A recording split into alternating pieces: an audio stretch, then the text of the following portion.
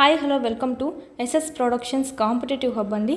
ఈ వీడియోలో మనము 9th క్లాస్కి సంబంధించి తెలుగు గ్రామర్ పార్ట్ చూద్దాము. అంటే గ్రామర్కి సంబంధించి ఆన్సర్స్ ఏమైతే ఉన్నాయో అవన్నీ చూద్దామండి.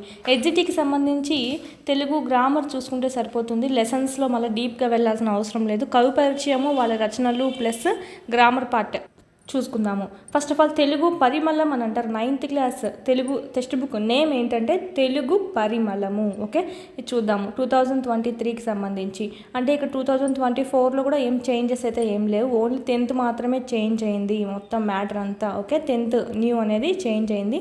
ఇదంతా అలాగే ఉంది. చూద్దాం. ఫస్ట్ ధర్మబోధ లెసన్ అండి. మనకి పద్య భాగం గద్య భాగం అని 2 టైప్స్గా విడదీయడం అనేది జరిగింది, 2 భాగాలుగా. ఓకే, దీంట్లో మనకు 7 లెసన్స్ ఉంటాయి.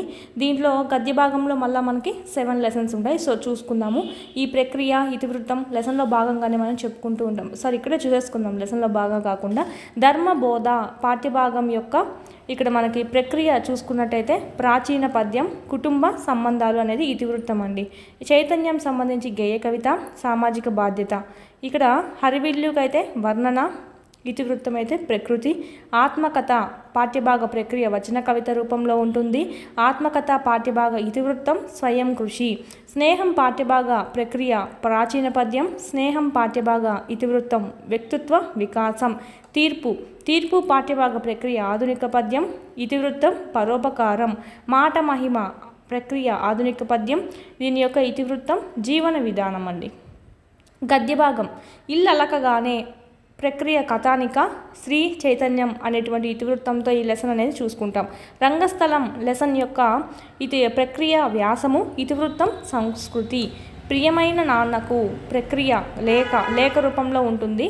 ఇక మనకి ఇతివృత్తం మానవ సంబంధాలు.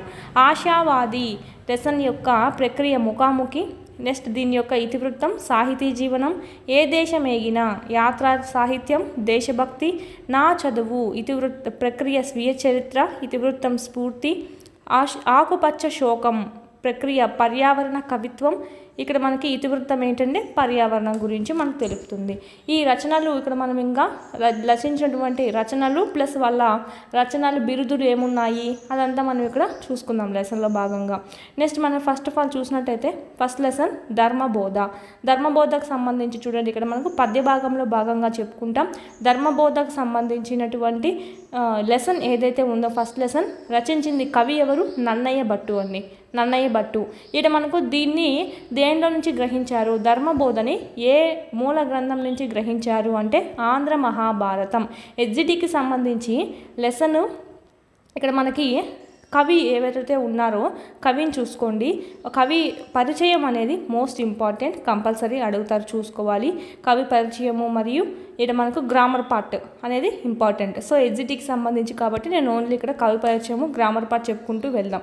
నన్నయ్య సంబంధించి చూసినట్టయితే 11వ శతాబ్దానికి చెందినటువంటి వ్యక్తి అయిన రాజమహేంద్రవరాన్ని రాజధానిగా చేసుకొని ఆంధ్రదేశాన్ని పరిపాలించిన తూర్పు చాళుక్యరాజు రాజరాజ నరేంద్రుడు ఎవరైతే ఉన్నారో అతని యొక్క ఆస్థాన కవే ఇక్కడ మనకి నన్నయ్య అని చెప్పుకోవచ్చు.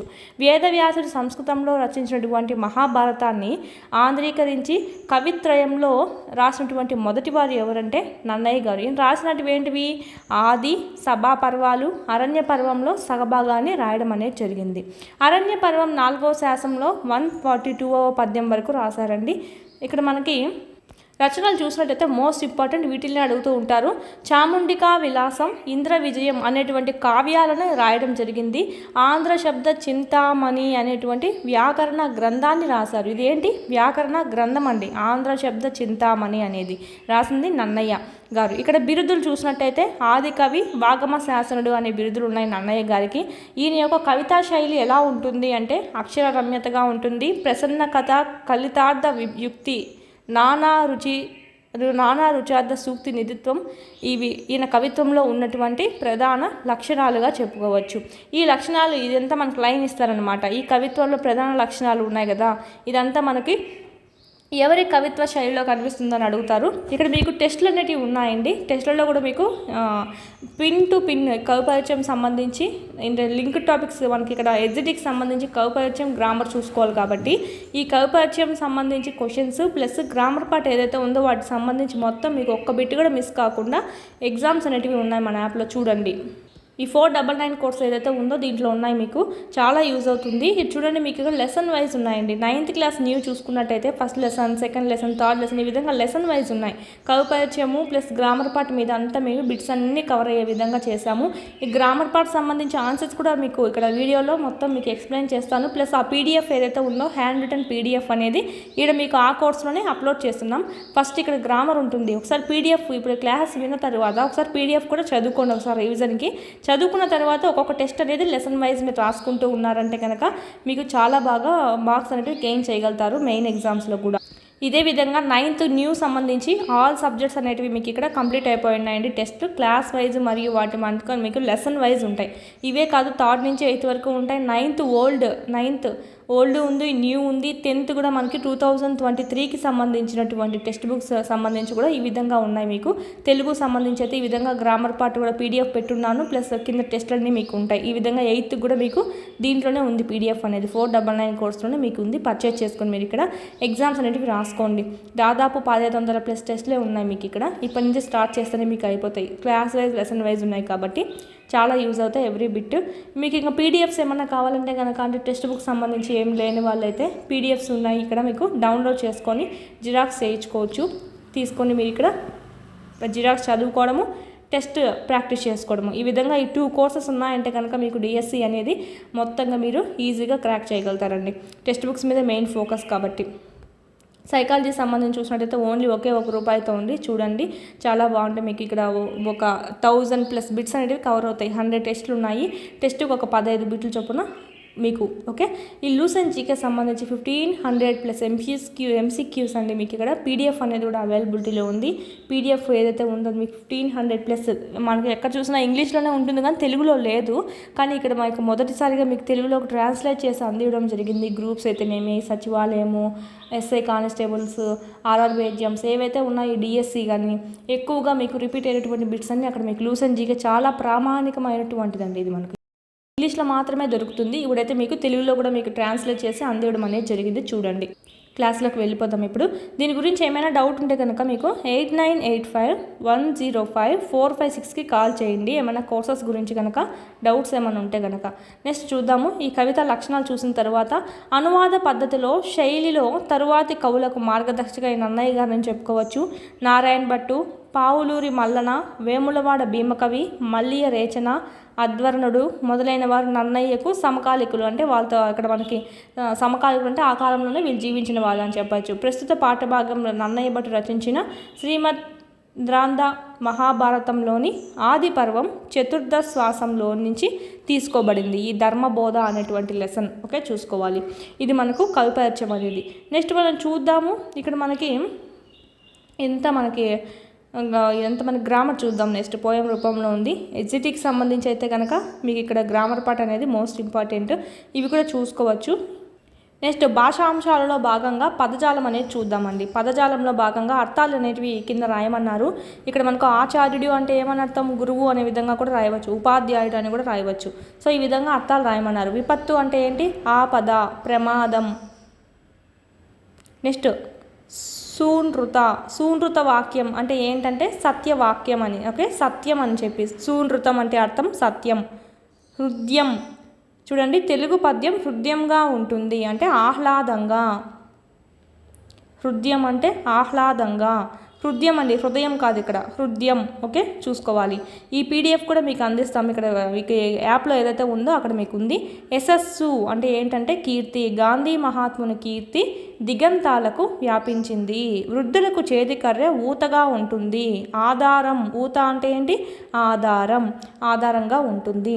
కింద మనకు ఇచ్చారు పర్యాయ పదాలు ఏవైతే ఉంటాయో, అంటే మనకు ఒకే అర్థాన్ని ఇచ్చేటివి వాక్యంలో చాలా ఉన్నాయంటే అవి కనుక్కోవాలి. అవే వాటికి పర్యాయ పదాలు. పీడిఎఫ్ ఏదైతే ఉందో మీకు ఇలాగా హ్యాండ్ రిటన్తో ఉంటుందండి, యాప్లో ఉంది. క్విక్ రివిజన్కి యూజ్ అవుతుంది అనమాట. అంటే మీకు మళ్ళీ రాసుకోకుండా ఆల్రెడీ రాసిందే ఉంటుంది. 9th న్యూ ఫస్ట్ లెసన్ అని ఉంటుంది. ఇక్కడ మీకు పద్యం సంబంధించి ఏమైనా మీనింగ్స్ తెలియకపోతే కనుక ఇది చదువుకోవచ్చు. నెక్స్ట్ ఇక్కడ మనకు గ్రామర్ పార్ట్ ఏదైతే ఉందో అది ఎక్కడి నుంచి స్టార్ట్ అవుతుందండి, ఇక్కడి నుంచి స్టార్ట్ అవుతుందండి. సూనృతం అంటే సత్యం, హృదయం అంటే ఆహ్లాదం, యశస్సు అంటే కీర్తి, ఊత అంటే ఆధారం. నెక్స్ట్ పర్యాయ పదాలు చూద్దాం. ఈ విధంగా మీకు గ్రామర్ పార్ట్ అంతా మనమే రాసుంటే మీకు ఇక్కడ క్విక్ రివిజన్కి యూజ్ అవుతుంది. ప్రతి లెసన్కి ఉంటుంది. ఈ పీడిఎఫ్ అనేది మీకు యాప్లో ఉంది. 499 కోర్సులో టెస్ట్లు ఏవైతే ఉన్నాయో ఈ టెస్ట్లకు స్టార్టింగ్లోనే ఒక పీడిఎఫ్ ఉందండి. సో ఈ పీడిఎఫ్లోనే మీకు ఈ గ్రామర్ పార్ట్ అంతా ఇదే మనకు ఆ పీడిఎఫ్ అనేది మీకు అక్కడ షేర్ చేయడం జరిగింది. ఇది చదువుకొని టెస్ట్లు అనేవి రాసుకో. నెక్స్ట్ ఇక్కడ చూద్దాం. ఇక్కడ నెక్స్ట్ చూసినట్టయితే భూమి ఉంది చూడండి. పర్యాయ పదాలు భూమి, పాడి పంటల నిలయమైన వసుధ మీద అంటే భూమి మీద అనే మీనింగ్లోనే వస్తుంది. పుడమి అన్నా కూడా భూమే. ఇవన్నీ మనకు భూమి అనేదానికి పర్యాయ పదాలు వసుధ, పుడమి అని అర్థం. ఇక్కడ తల్లిదండ్రులకు పిల్లలు ఆసరాగా ఉండాలి, పెద్దతనంలో పిల్లలే ఆధారం. ఆసరాగా ఉండాలి, ఆధారంగా ఉండాలి. ఓకే, ఊత అన్న కూడా ఆధారం అని చెప్పుకున్నాం మనము. భార్య ఇంటిని అందంగా అలంకరిస్తుంది. సతిని కలత్రం అంటారు. భార్య సతి. దారాపుత్రులతో ఇల్లు కలకలలాడుతూ ఉంటుంది. మనకు దారా అంటే ఇది మనకు దారా అంటే ఏంటంటే భార్య అనే మీనింగ్లో వస్తుందన్నమాట. ఓకేనా, భార్యాపుత్రులతో అంటే భార్యా పిల్లలతో ఇల్లు కలకలగా లాడుతుంది అని ఈ పర్యాయ పదాలు. తనయుని ఆటపాటలను చూసి తల్లిదండ్రులు మురిసిపోతారు. తనయుడు, పుత్రుడు, సుతుడు, కొడుకు ఇవంతా మనకు పర్యాయ పదాలు. ఏనుగు భూమి మీద ఉన్న చిన్న సూదిని కూడా తన తొండంతో తీస్తుంది. ఏనుగు తన భూమి మీద ఉన్న చిన్న సూదిని కూడా తన తొండంతో తీస్తుంది. ఏనుగు అనేటువంటి దానికి పర్యాయ పదం కరి. వెలగపండును కరి తింటుంది అంటే ఏనుగు తింటుంది.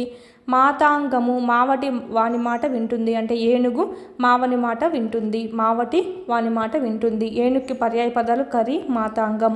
నెక్స్ట్ ఇక్కడ నానార్థాలు అనేటివి ఇచ్చారు. ఓకే, పర్యాయ పదాలు, నానార్థాలు మీకు మీనింగ్ తెలుసు కదా. పర్యాయ పదాలు అంటే ఏంటంటే ఇప్పుడు భూమి అనడానికి సరైన సమాన మీనింగ్ ఉండేటివి చెప్పుకోవచ్చు. ఓకేనా, భూమికి సరైన వాక్యం ఏదంటే వసుధ, పుడమి అనే పదాలు అనేటివి సమాన అర్థాన్ని కలిగి ఉంటాయి. నానార్థాలు చూడండి, పేరులోనే ఉంది నానా అర్థాలు అంటే నానా రకాల అర్థాలు అనేటివి ఇస్తుందండి. మనకి ఇప్పుడు సపోజ్ చూసుకున్నట్టయితే దారా అనేది మనకు ఓకే క్రమము, నీటి చాలు, వితరణం, కత్తి అంచు. దారా అంటే మనకి ఇక్కడ చూడండి కత్తి అంచు అని వాడచ్చు, ఇది వేరే అర్థము. ఇక్కడ ఇంకొక మీనింగ్ ఇస్తుంది క్రమము, ఇది వేరే మీనింగు. వితరణం ఇది వేరే మీనింగు. ఆ మీనింగ్ కూడా మనం ఈ పదమే వాడతాం అనమాట. అంటే నానా రకాల అర్థాలకు కూడా ఒక పదం వాడతాం కాబట్టి నానార్థాలకి పర్యాయ పదాలకు చాలా వేరియేషన్ ఉంటుంది. చూద్దాం, ఇప్పుడు జతపరుద్దాం. దారా అంటే ఏంటంటే క్రమము, నీటి చాలు, వితరణం, కత్తి అంచు. నెక్స్ట్ పుణ్యం, స్వభావం, న్యాయం, ఆచారం, నీతి అంటే మనకు ధర్మానికి ఇది కరెక్ట్ మ్యాచ్ అవుతుంది. ధర్మం అంటే ఏంటి? పుణ్యం, స్వభావం, న్యాయం, ఆచారం, నీతి. మానవుడు, అర్జునుడు అంటే నరుడు. దిక్కు, కోరిక, నమ్మకం. నా దిక్కు నువ్వే, నా కోరిక, నా ఆశ అంటాం కదా. సో ఆ విధంగా కూడా వాడతాం అనమాట. నాకు దిక్కు నువ్వే ఇంకా అన్నట్టుగా. నమ్మకం, ఆశ దీన్ని కూడా మనం నానార్థాలుగా చెప్పుకోవచ్చు. కలం, వెదురు, పిల్లన గ్రోవి. కులం అండి. కులం, వెదురు. వంశం అంటే మనకు ఓన్లీ కులమే కాకుండా వెదురు అనే మీనింగ్లో కూడా వాడతామన్నమాట సెంటెన్స్ బట్టి. పిల్లన గ్రోవి అనే మీనింగ్లో కూడా మనకు వంశంని వాడుతూ ఉంటాం. సో చూసుకోవాలి, చాలా ఇక్కడ మనకు చాలా డిఫరెంట్ వర్డ్స్ అనేవి మనకు పరిచయం అయ్యాయి, చూసుకోవాలి. టెస్టులన్నీ ఒకసారి రాయండి. మీరు కూడా వినేసిన తర్వాత టెస్టులు ఏవైతే ఉన్నాయో ఒక బిట్ కూడా మిస్ కాకుండా మీకు ఇచ్చున్నాం, సేమ్ ఇవే మీకు. ఓకే, మీరు రాసారంటే తెలుస్తుంది ఎంత బాగా మీకు మార్క్స్ అనేవి వస్తున్నాయని. పర్యాయ పదాలు చూద్దాం. ఇక్కడ పుస్తకము, ఇక్కడేం లేవు, మనమే రాయాలన్నమాట. పుస్తకంకి చూసినట్టయితే పొత్తము. నీరము అంటే నీరు అనేది ప్రకృతి అయితే ఇదైతే వికృతి. ఓకేనా, ఇక్కడ ప్రకృతులను రాయండి అన్నారు. అంటే ఇక్కడ మనకి ఇది వికృతి, ఇప్పుడు మనం రాసేది ప్రకృతి. నీరు అనేది పుస్తకం అనేది ప్రకృతి, పొత్తము అనేది వికృతి. జన్నము అనేది ఏంటంటే వికృతి, దీనికి యజ్ఞం అనేది ప్రకృతి. యజ్ఞంకి జన్నము అనేది మనకు వికృతి. విద్య ప్రకృతి, విద్యే వికృతి. గృహము ప్రకృతి, గీము వికృతి. దీపం అనేది ప్రకృతి, దివ్య అనేది వికృతి. సత్యము వికృతి ఏంటంటే సత్యంకి సత్యము. ధర్మం ప్రకృతి, దమ్మం వికృతి. రేడు అంటే రాజుకి రెండు ఉన్నాయి వికృతులు. రేడు అయినా రాయొచ్చు, ఓకే, రాయలు అయినా రాయొచ్చు. రెండు మనకు రైట్ ఆన్సర్సే. రేడు అయినా రాయొచ్చు అండి, రాయలు అయినా రాయొచ్చు. నెక్స్ట్ కావ్యంకి వికృతి, కబ్బం. మోస్ట్ ఇంపార్టెంట్ చూసుకోవాలి. ఇక్కడ ఆన్సర్సే లేవండి, ఆన్సర్సే లేవు, మీకు ఇక్కడ కీ ఎక్కడ ఇవ్వలేదు. సో జాగ్రత్తగా వినండి. మనకు పీడిఎఫ్ కూడా దాంట్లో ఉంది కాబట్టి మీరు ఖచ్చితంగా పర్చేస్ చేసుకొని చాలా యూజ్ఫుల్ అవుతుంది. పుత్రుడు ఉత్పత్తి అర్థాలు రాయాలన్నమాట. పున్నామ నరకం నుంచి రక్షించువాడు ఎవరంటే కొడుకు. ధర్మం భూమిని ధరించున్నది అండి. పతివ్రత పతిని సేవించుటే వ్రతంగా కలిగినది, భార్య లేదా సాధ్వి. జ్యోత్స్న కాంతులను వెదజల్లేది, వెన్నెల కాంతులను వెదజల్లేది. ఇవి కూడా రాయాలి, మన పీడిఎఫ్లో ఉంది ఆల్రెడీ, చూసుకోండి మీరు అక్కడ, అందుకే ఇది మొత్తం రాయట్లేదు. కింది పదాలకు వ్యతిరేక క్రియారూపాలు రాయాలన్నమాట. ఈ క్రియలు ఇవన్నీ వీటికి వ్యతిరేకంగా, అంటే చేసి అంటే ఏంటి, చేయక, దీనికి వ్యతిరేకమే కదా. వస్తాడు, రాడు, తింటే, తినకుంటే. చాలామంది ఇక్కడ కన్ఫ్యూజ్ అవుతారు, తింటే తినను అని చెప్పి. సో తినకుంటే, తింటే తినకుంటే వ్యతిరేకం దీనికి. వినండి, వినకండి, చెప్పి, చెప్పి, చెప్పక, దీనికి వ్యతిరేక అర్థం. నెక్స్ట్ చూద్దాం. వంతలెల్ల, వంతలు ప్లస్, నీట్గా రాస్తాను, వంతలు ప్లస్ ఎల్లా, వంతలెల్ల. ఆల్రెడీ మీకు అక్కడ హ్యాండ్ రిటన్లో ఉందండి, ఒకసారి చూసుకోండి మీరు. వంతలు ప్లస్ ఎల్లా, వంతలెల్ల. ఇక్కడ చూడండి, వంతలు ఉంది అంటే ఊ ప్లస్ ఏ, పరమ ఏమొచ్చింది, ఏనే వచ్చింది. సో ఏమవుతుంది, ఉత్వసంధి. ఉత్వసంధి ఇక్కడ ఏముందో మనకు పూర్వపదంలో, ఇక్కడ మనకు పరపదంలో ఏది ఉందో అదే వచ్చింది కాబట్టి ఆన్సర్లో మనకి. అప్పుడు ఇక్కడ ఏది ఉంటుందో అదే తీసుకుంటాం. ఊ ఉంటే ఉత్వ, ఆ ఉంటే అత్వ, ఈ ఉంటే ఇత్వ. ఓకేనా, ఇక్కడ ఊ ఉంది కాబట్టి ఉత్వసంధి ఇది. వంతలు ప్లస్ ఎల్లా. క్రతువది, క్రతువు ప్లస్ అది, క్రతువది. ఇది కూడా చూడండి, ఇక్కడ ఆ ఉంది, సో ఇక్కడ కూడా ఆనే వచ్చింది. సో ఇక్కడ ఏముంది, క్రతువు ఉంది, సో ఊ. సో ఉత్వసంధి సేమ్ ఇది కూడా. లేదని, లేదు ప్లస్ అని, లేదని. సేమ్ ఇక్కడ కూడా ఆ ఉంది, ఆ వచ్చింది. లేదులో ఏముంది, ఊ ఉంది, సో ఉత్వసంధి. భాషలేమిటి, భాషలు ప్లస్ ఏమిటి. ఇక్కడ కాబట్టి చిన్నగా ఇచ్చారు మీకు సింపుల్గా. రాను లాస్ట్ లెసన్కి వెళ్ళే కొద్దీ చాలా రకాల మీకు ఆన్సర్స్ కూడా కొన్ని డౌట్గా ఉండేటివి వస్తాయి. సో జాగ్రత్తగా వినండి, ఫుల్ వీడియో వినండి. మన ఛానల్ ఎవరైనా ఫస్ట్ టైం చూస్తుంటే సబ్స్క్రైబ్ చేసుకోండి. మీకు డిఎస్సికి యూజ్ అయ్యేటువంటి వీడియోస్ ఏవైతే ఉన్నాయో అన్నీ మీకు మంచి ఎక్స్ప్లెనేషన్తో పెట్టడం అనేది జరుగుతుందండి. భాషలు ప్లస్ ఏమిటి, ఇక్కడ కూడా ఏ వచ్చింది, ఇక్కడ ఏలో వచ్చింది ఆన్సర్. సో భాషలులో ఏముంది, ఊ ఉంది, సో ఉత్వసంధి. లాజిక్గా చూసుకోవాలి ఇలాగ, మీరు వెంటనే చూస్తూనే పెట్టడం కాదు, ఒకసారి కన్ఫర్మేషన్ కూడా చూసుకోండి. ఓకేనా, ఆప్షన్స్ అన్నీ దానికి సరిపోయినట్టువే ఉంటాయి. పూరితంబులుగు,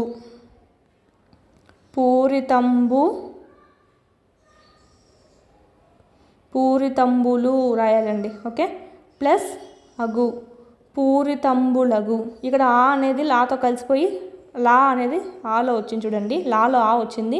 సో పూరితంబులు, ఊ ఉంది కదా లాస్ట్లో లూలో, సో ఉత్వసంధి. ఇదంతా మనకు మొత్తానికి ఉత్వసంధి గురించే ఇచ్చారు. నెక్స్ట్ కన్వా ప్లస్ ఆశ్రమం, కన్వాశ్రమం. ఇక్కడ చూడండి, కన్వాలో ఏముంది, ఆ ఉంది, ఆ ప్లస్ ఆ ఏమైంది, ఆ వచ్చింది, అంటే దీర్ఘం ఏకాదేశం అయింది కాబట్టి ఇది మనకి సవర్ణ దీర్ఘ సంధి. తీర్థ ప్లస్ అభిగమనం, తీర్థాభిగమనం వస్తుంది. సో ఇది కూడా మనకు సవర్ణ దీర్ఘ సంధి. ధర ప్లస్ అధినాథుడు, ఆ ప్లస్ ఆ ఏమొస్తుంది, ధరాభినాథుడు, అంటే ధరాధినాథుడు. ఇది కూడా మనకి సేమ్ సవర్ణ దీర్ఘ సంధి. సభా ప్లస్ ఆసదులు, సభాసదులు. సేమ్ సభ, ఆ ప్లస్ ఆ ఏమైంది, ఆ వచ్చింది, సభాసదులు. ఇది కూడా మనకి సవర్ణ దీర్ఘ సంధి ఈజ్ ద రైట్ ఆన్సర్. సూర్యచంద్రులు, సూర్యుడు చంద్రుడు. విడదీసినప్పుడు మనము సింగులర్గా విడదీస్తాము. ఓకేనా, ఏకవచనంగా విడదీస్తాం.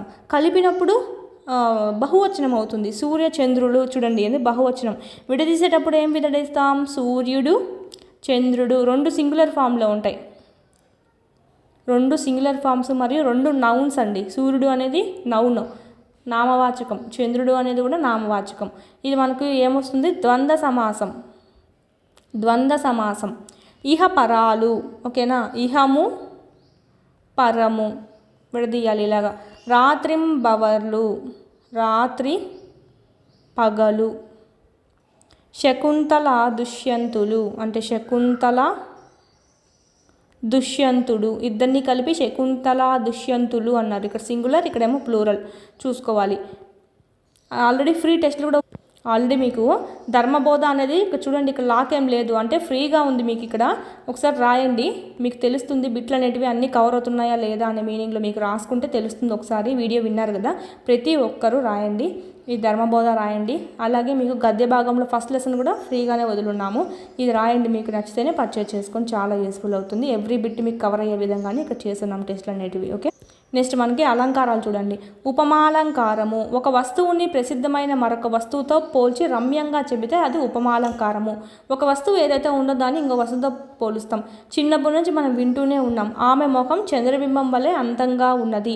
ఆమె మొహాన్ని చంద్రుడితో పోల్చాడండి, చంద్రుడితో పోల్చి అందంగా ఉంది అని చెప్తున్నారు. అంటే ఒక వస్తువుని, వస్తువు అయినా సరే వ్యక్తి అయినా సరే ఇంకొక దాంతో పోల్చడం అనేది జరిగింది, పోల్చి చెప్పారనమాట. సో అది మనకు దీంట్లో మనం చూస్తున్నట్టయితే ఇక్కడ ఏం తీసుకున్నాం, ఆమె మొహం తీసుకున్నాం, ఇది మనకు ఉపమేయం అవుతుంది. అంటే దేన్ని పోలుస్తున్నామో అది ఉపమేయము, దేంతో పోలుస్తున్నామో అది చంద్రబింబము, దేన్ని పోలుస్తున్నామో అది ఆమె మొహం అనేది ఉపమేయం అండి, దేనితో పోలుస్తున్నామో అది ఉపమానము.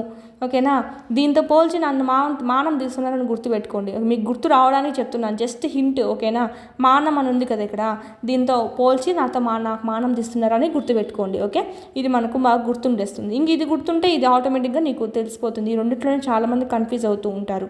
ఉపమావాచకం అంటే ఏంటంటే దీనిలాగుంది దానిలాగుంది అని అంటాం కదా, లాగా వలే ఇవన్నీ ఉన్నాయి కదా, సో అవన్నీ మనకు ఉపమావాచకాలు అవుతాయి. సమాన అర్థం అంటే ఏంటంటే ఇక్కడ ఆమె మొహానికి ఆమె చంద్రబింబానికి ఏమని రెండిట్లో సమానంగా ఏముందని చెప్తున్నారు.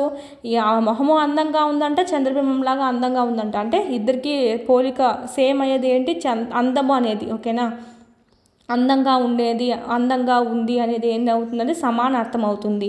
నెక్స్ట్, నీ కీర్తి పాల వలె తెల్లగా ఉంది. కీర్తిని ఏం పోల్చారు, పాలతో పోల్చారు. సో ఉపమేయం, ఉపమానం, ఉపమావాచకం అనేది వలె అవుతుంది. తెల్లగా ఉంది, నీ కీర్తి పాలలాగా తెల్లగా ఉంది అంటే ఈ రెండింటితో మనకి దీన్ని పోలుస్తున్నారనమాట. పాలతో పోల్చి ఈ విధంగా ఉంది అని చెప్తున్నారు. సో ఇది మనకు తెల్లగా ఉంది అనేది సమానార్థం అనేది అవుతుంది, చూసుకోవాలి. ఉపమానం, ఉపమేయం, ఉపమావాచకం, సమాన ధర్మం, ఈ 4 అంశాలు అనేటివి ఉంటాయి. ఇది మనకు అలంకారం అనేది ఒకటే పరిచయం చేశారు, చూద్దాం. నెక్స్ట్ ఛందస్సు ఇచ్చారు. ఇక్కడ ఛందస్సు సవరణమయవ అంటే మనకి ఇక్కడ మత్యభం గురించి ఇచ్చారండి, మత్యభం గురించి ఇచ్చారు. ఇంక మనకు తెలిసిందే కదా గురు లఘువులు ఎలా రాయాలో మనకు అందరికి తెలిసిందే. సో ఇక్కడ చూడండి, ప్రతి పాదంలోనూ సవరణమయవ సవరణమయవ సవరణమయవ సవరణమయవ వస్తుంది. సో ఇదంతా మనకు మత్యభం సంబంధించి లక్షణాలు అని చెప్పచ్చు. మత్యభం అనేది ఒక వృత్తజాతి పద్యం అండి. ఇక్కడ మనం చూసినట్టయితే ప్రతి పాదంలోనూ 20 అక్షరాలు ఉంటాయి. 1 2 3 4 5 6 7 8 9 10 11 12 13 14 15 16 17 18 19 20 ప్రతి దాంట్లోనూ అలాగే ఉంటాయండి, 20 ఉంటాయి అక్షరాలు అనేటివి. ఓకే, జీరోని మనం సపరేట్గా కౌంట్ చేయకూడదు, దీంతో కలిపి చేసుకోవాలి. ప్లస్ మనకి ఇక్కడ ఈ నకారాలు ఇట్లా ఉన్నాయి కదా, సో ఇవి కూడా దాని ముందు దాంతో కలిపి చేసుకోవాలి. ఓకేనా, ఇది మళ్ళీ సపరేట్గా మీరు ఎంచకూడదు. ప్రతి పాదంలో సవరణమయవ అనేటి గణాలు అనేటివి ఉంటాయి. ప్రతి పాదంలో 14వ స్థానం యతి స్థానం కలిగి ఉంటుంది. గ్రామర్ పార్ట్ ఏదైతే ఉందో చూడండి, అది మనకి గ్రామర్ పార్ట్ నేను ఈజీగా చెప్పున్నాను. ఉత్పలమాల, చెంపకమాల, శార్దూలము, మత్యభము ఇవన్నీ మనకు ఏ విధంగా యతి స్థానం ఎట్ట కనుక్కోవాలా, ఇక్కడ మనకి ఎన్ని అక్షరాలు ఉంటాయి, సబరణమయవ, ఈ మసజస తతగా ఇవన్నీ ఎలా ఏ దానికి ఏది వస్తుందని ఒక గుర్తుగా చెప్పున్నాను చూడండి. అది 4 పాదాలు ఉంటాయి, ప్రాస నియమం అనేది ఉంటుంది. ఇక్కడ 14వ అక్షరం అనేది యతి స్థానంలో ఉంటుంది అన్నారు. సో చూసుకోండి, ఇక్కడ 14 అంటే ఏది 1 2 3 4 5 6 7 8 9 10 11 12 13 14 అండి. ఇది చూడండి, ఇక్కడ యతి స్థానం అంటే ఏంటంటే ఈడేమో ఈ ఉంది, వి అంటే ఏంటి ఈ ఉన్నట్టు కదా, అచ్చు ఏముందో చూసుకోవాలి. ఈలో రీలో ఏముంది ఈ ఉంది, అంటే మనకు ఈ ఉన్నా సేమ్ జాతికి చెందినటివే అండి. అంటే ఆ ఉన్నా ఉండొచ్చు, ఆ అయినా ఉండొచ్చు, 2 మ్యాచ్ అవుతాయి. సో ఈ విధంగా మనకి ఇక్కడ ఏముంది ఈ ఉంది, ఇక్కడ ఏముంది ఈ అనేది ఉంది. ఇక్కడ చూడండి నెక్స్ట్లో ఇక్కడ ఏముంది త్రా అంటే ఏంది ఆ అనేది ఉంది. ఇక్కడ నెక్స్ట్ ఇక్కడ వస్తుంది 14వ స్థానం, ఇక్కడ ఏముంది ఆ ఉంది, అలాగా చెల్లుతుంది అని అర్థం. ఓకేనా, ఇక్కడ ఏముంది ఆ ఉంది, ఇక్కడేముంది ఆ ఉంది. సో ఇలాగైనా ఉండొచ్చు, దానికి సంబంధించిందే ఉండాలండి. ఆ అయినా ఉండొచ్చు, ఆ అయినా ఉండొచ్చు, ఈ ఉందనుకో ఈ అయినా ఉండొచ్చు, ఈ అయినా ఉండొచ్చు, ఊ ఉంటే ఊ అయినా ఉండొచ్చు, ఊ అయినా ఉండొచ్చు. సో ఈ విధంగా చూసుకోవాలన్నమాట. ఈ విధంగా దీన్నే మనం యతి స్థానం అని చెప్పి అంటాము. దీంట్లో కూడా చూడండి దా ఆ అనేది ఉంది, ఒత్తును వదిలేయండి, యా ఒత్తు ఉంది. ఓకే, ఇక్కడ మనం అచ్చు మాత్రమే చూసుకోవాలి. ఓకేనా, ఇక్కడ ఆ ఉంది, ఇక్కడ ఆ ఉంది, ఇది మనకి ఎతి స్థానం అంటే ఇది మనకు 14వ అక్షరంతో చెల్లుతుందండి. ఇది మనకు మత్యభంలో ఉన్నటువంటి లక్షణాలు. నెక్స్ట్ ఇవన్నీ మనకు లక్షణాలు కనుక్కోమన్నారు. ఇవన్నీ మనకు మత్యభం కిందకి రావడం జరుగుతుంది. ఇంకా మనకు ప్రాజెక్ట్ పని ఇచ్చారు, అది అవసరం లేదు. ఈ పద్యం ఒకసారి చూసుకోండి, మోస్ట్ ఇంపార్టెంట్. పద్యం ఇచ్చి మనకి ఇక్కడ ఎవరు రాశారని అడిగే ఛాన్సెస్ ఉంటాయి. ఎక్కువగా ఎస్ఏ వాళ్ళకి అడుగుతారండి. మనకి ఎగ్జిట్ వరకు అయితే గ్రామర్ పార్ట్ అనేది మోస్ట్ ఇంపార్టెంట్, చూసుకోవాలి. ఒకసారి చదువుదాం, ఇదిగో చూసుకుందాం. ఆపదలందు ధైర్యగుణ మంచిత సంపదలుండు దాల్మియున్. తాల్మి అంటే ఏంటంటే, తాల్మి అంటే ఓర్పు. ఆపదలు వచ్చినప్పుడు ధైర్య గుణంగా ఉండాలంట, ఐశ్వర్యం కలిగినప్పుడు ఓర్పుగా ఉండాలంట. ఓకేనా, మంచిత సంపదలందు అంటే ఐశ్వర్యం కలిగినప్పుడు ఓర్పుగా ఉండాలి. భూప సభాంతరాళమున అంటే సభలో వాక్పాలటం. ఓకేనా, ఇక్కడ మనకు సభ, భూప సభ, రాజుల యొక్క సభ. షష్ఠీ తత్పురుష సమాసం.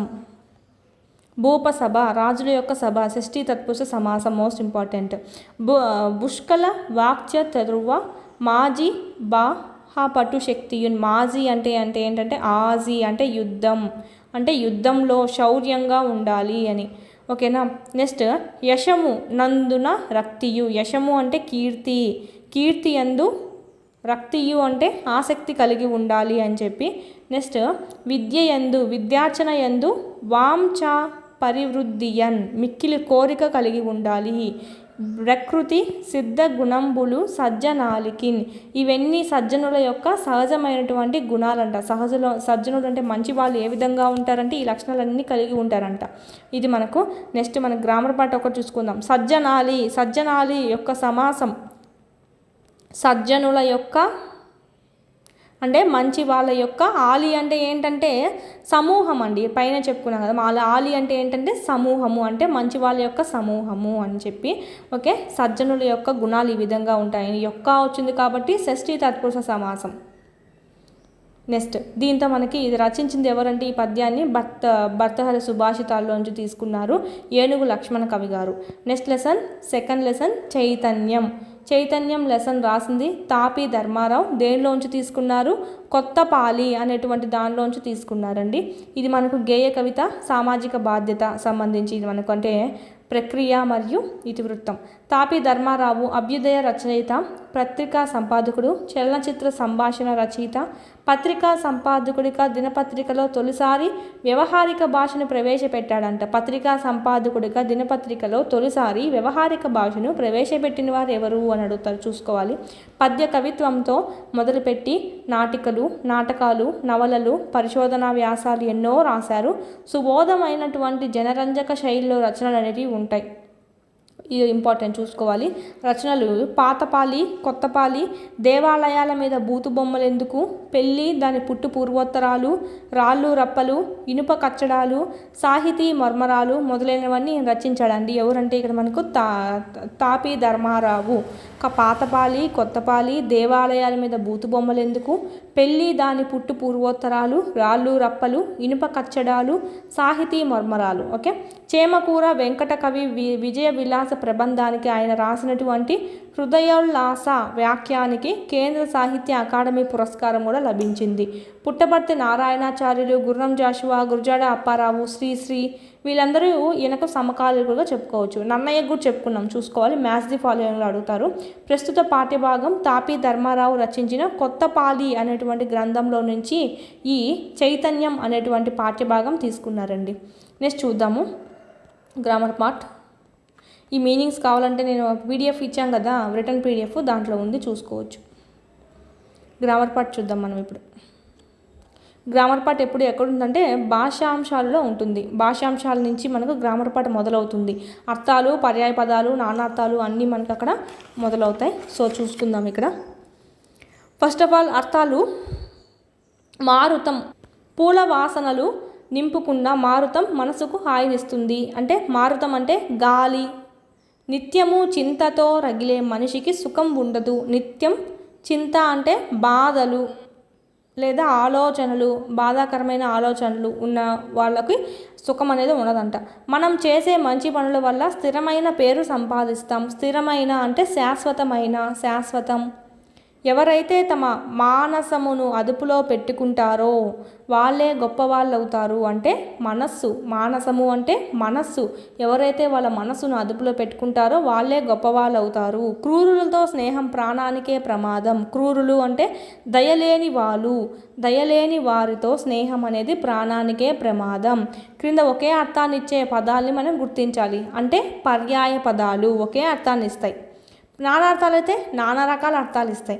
అభ్రములు వర్షిస్తే పంటలు పండుతాయి. అభ్రములు అంటే ఏంటివి? ఇక్కడ ఏమి వర్షిస్తే పంటలు పండుతాయి? లాజిక్గా అయినా చూసుకోండి, సెంటెన్స్ చదవండి. మేఘం అండి. అభ్రములు అంటే మేఘం. జలధరముల కోసం రైతులు ఎదురు చూస్తారు. అంటే మేఘాల కోసం రైతులు ఎదురు చూస్తారు. ఆకాశంలో మేఘములు కదులుతుంటే చూడముచ్చటగా ఉంటుంది. అభ్రములుకి పర్యాయ పదాలు జలధరము, మేఘములు. నెక్స్ట్ యుద్ధం, సమరం, పోరు, ఇవన్నీ మనకు సమానార్థాలు. ఇవి ఈజీగా కనుక్కోవచ్చు. చుక్కలు చూసుకుందాము. చుక్కలు, తారలు, నక్షత్రాలు, ఇది మనకు సమాన అర్థాలు ఇచ్చేటివి.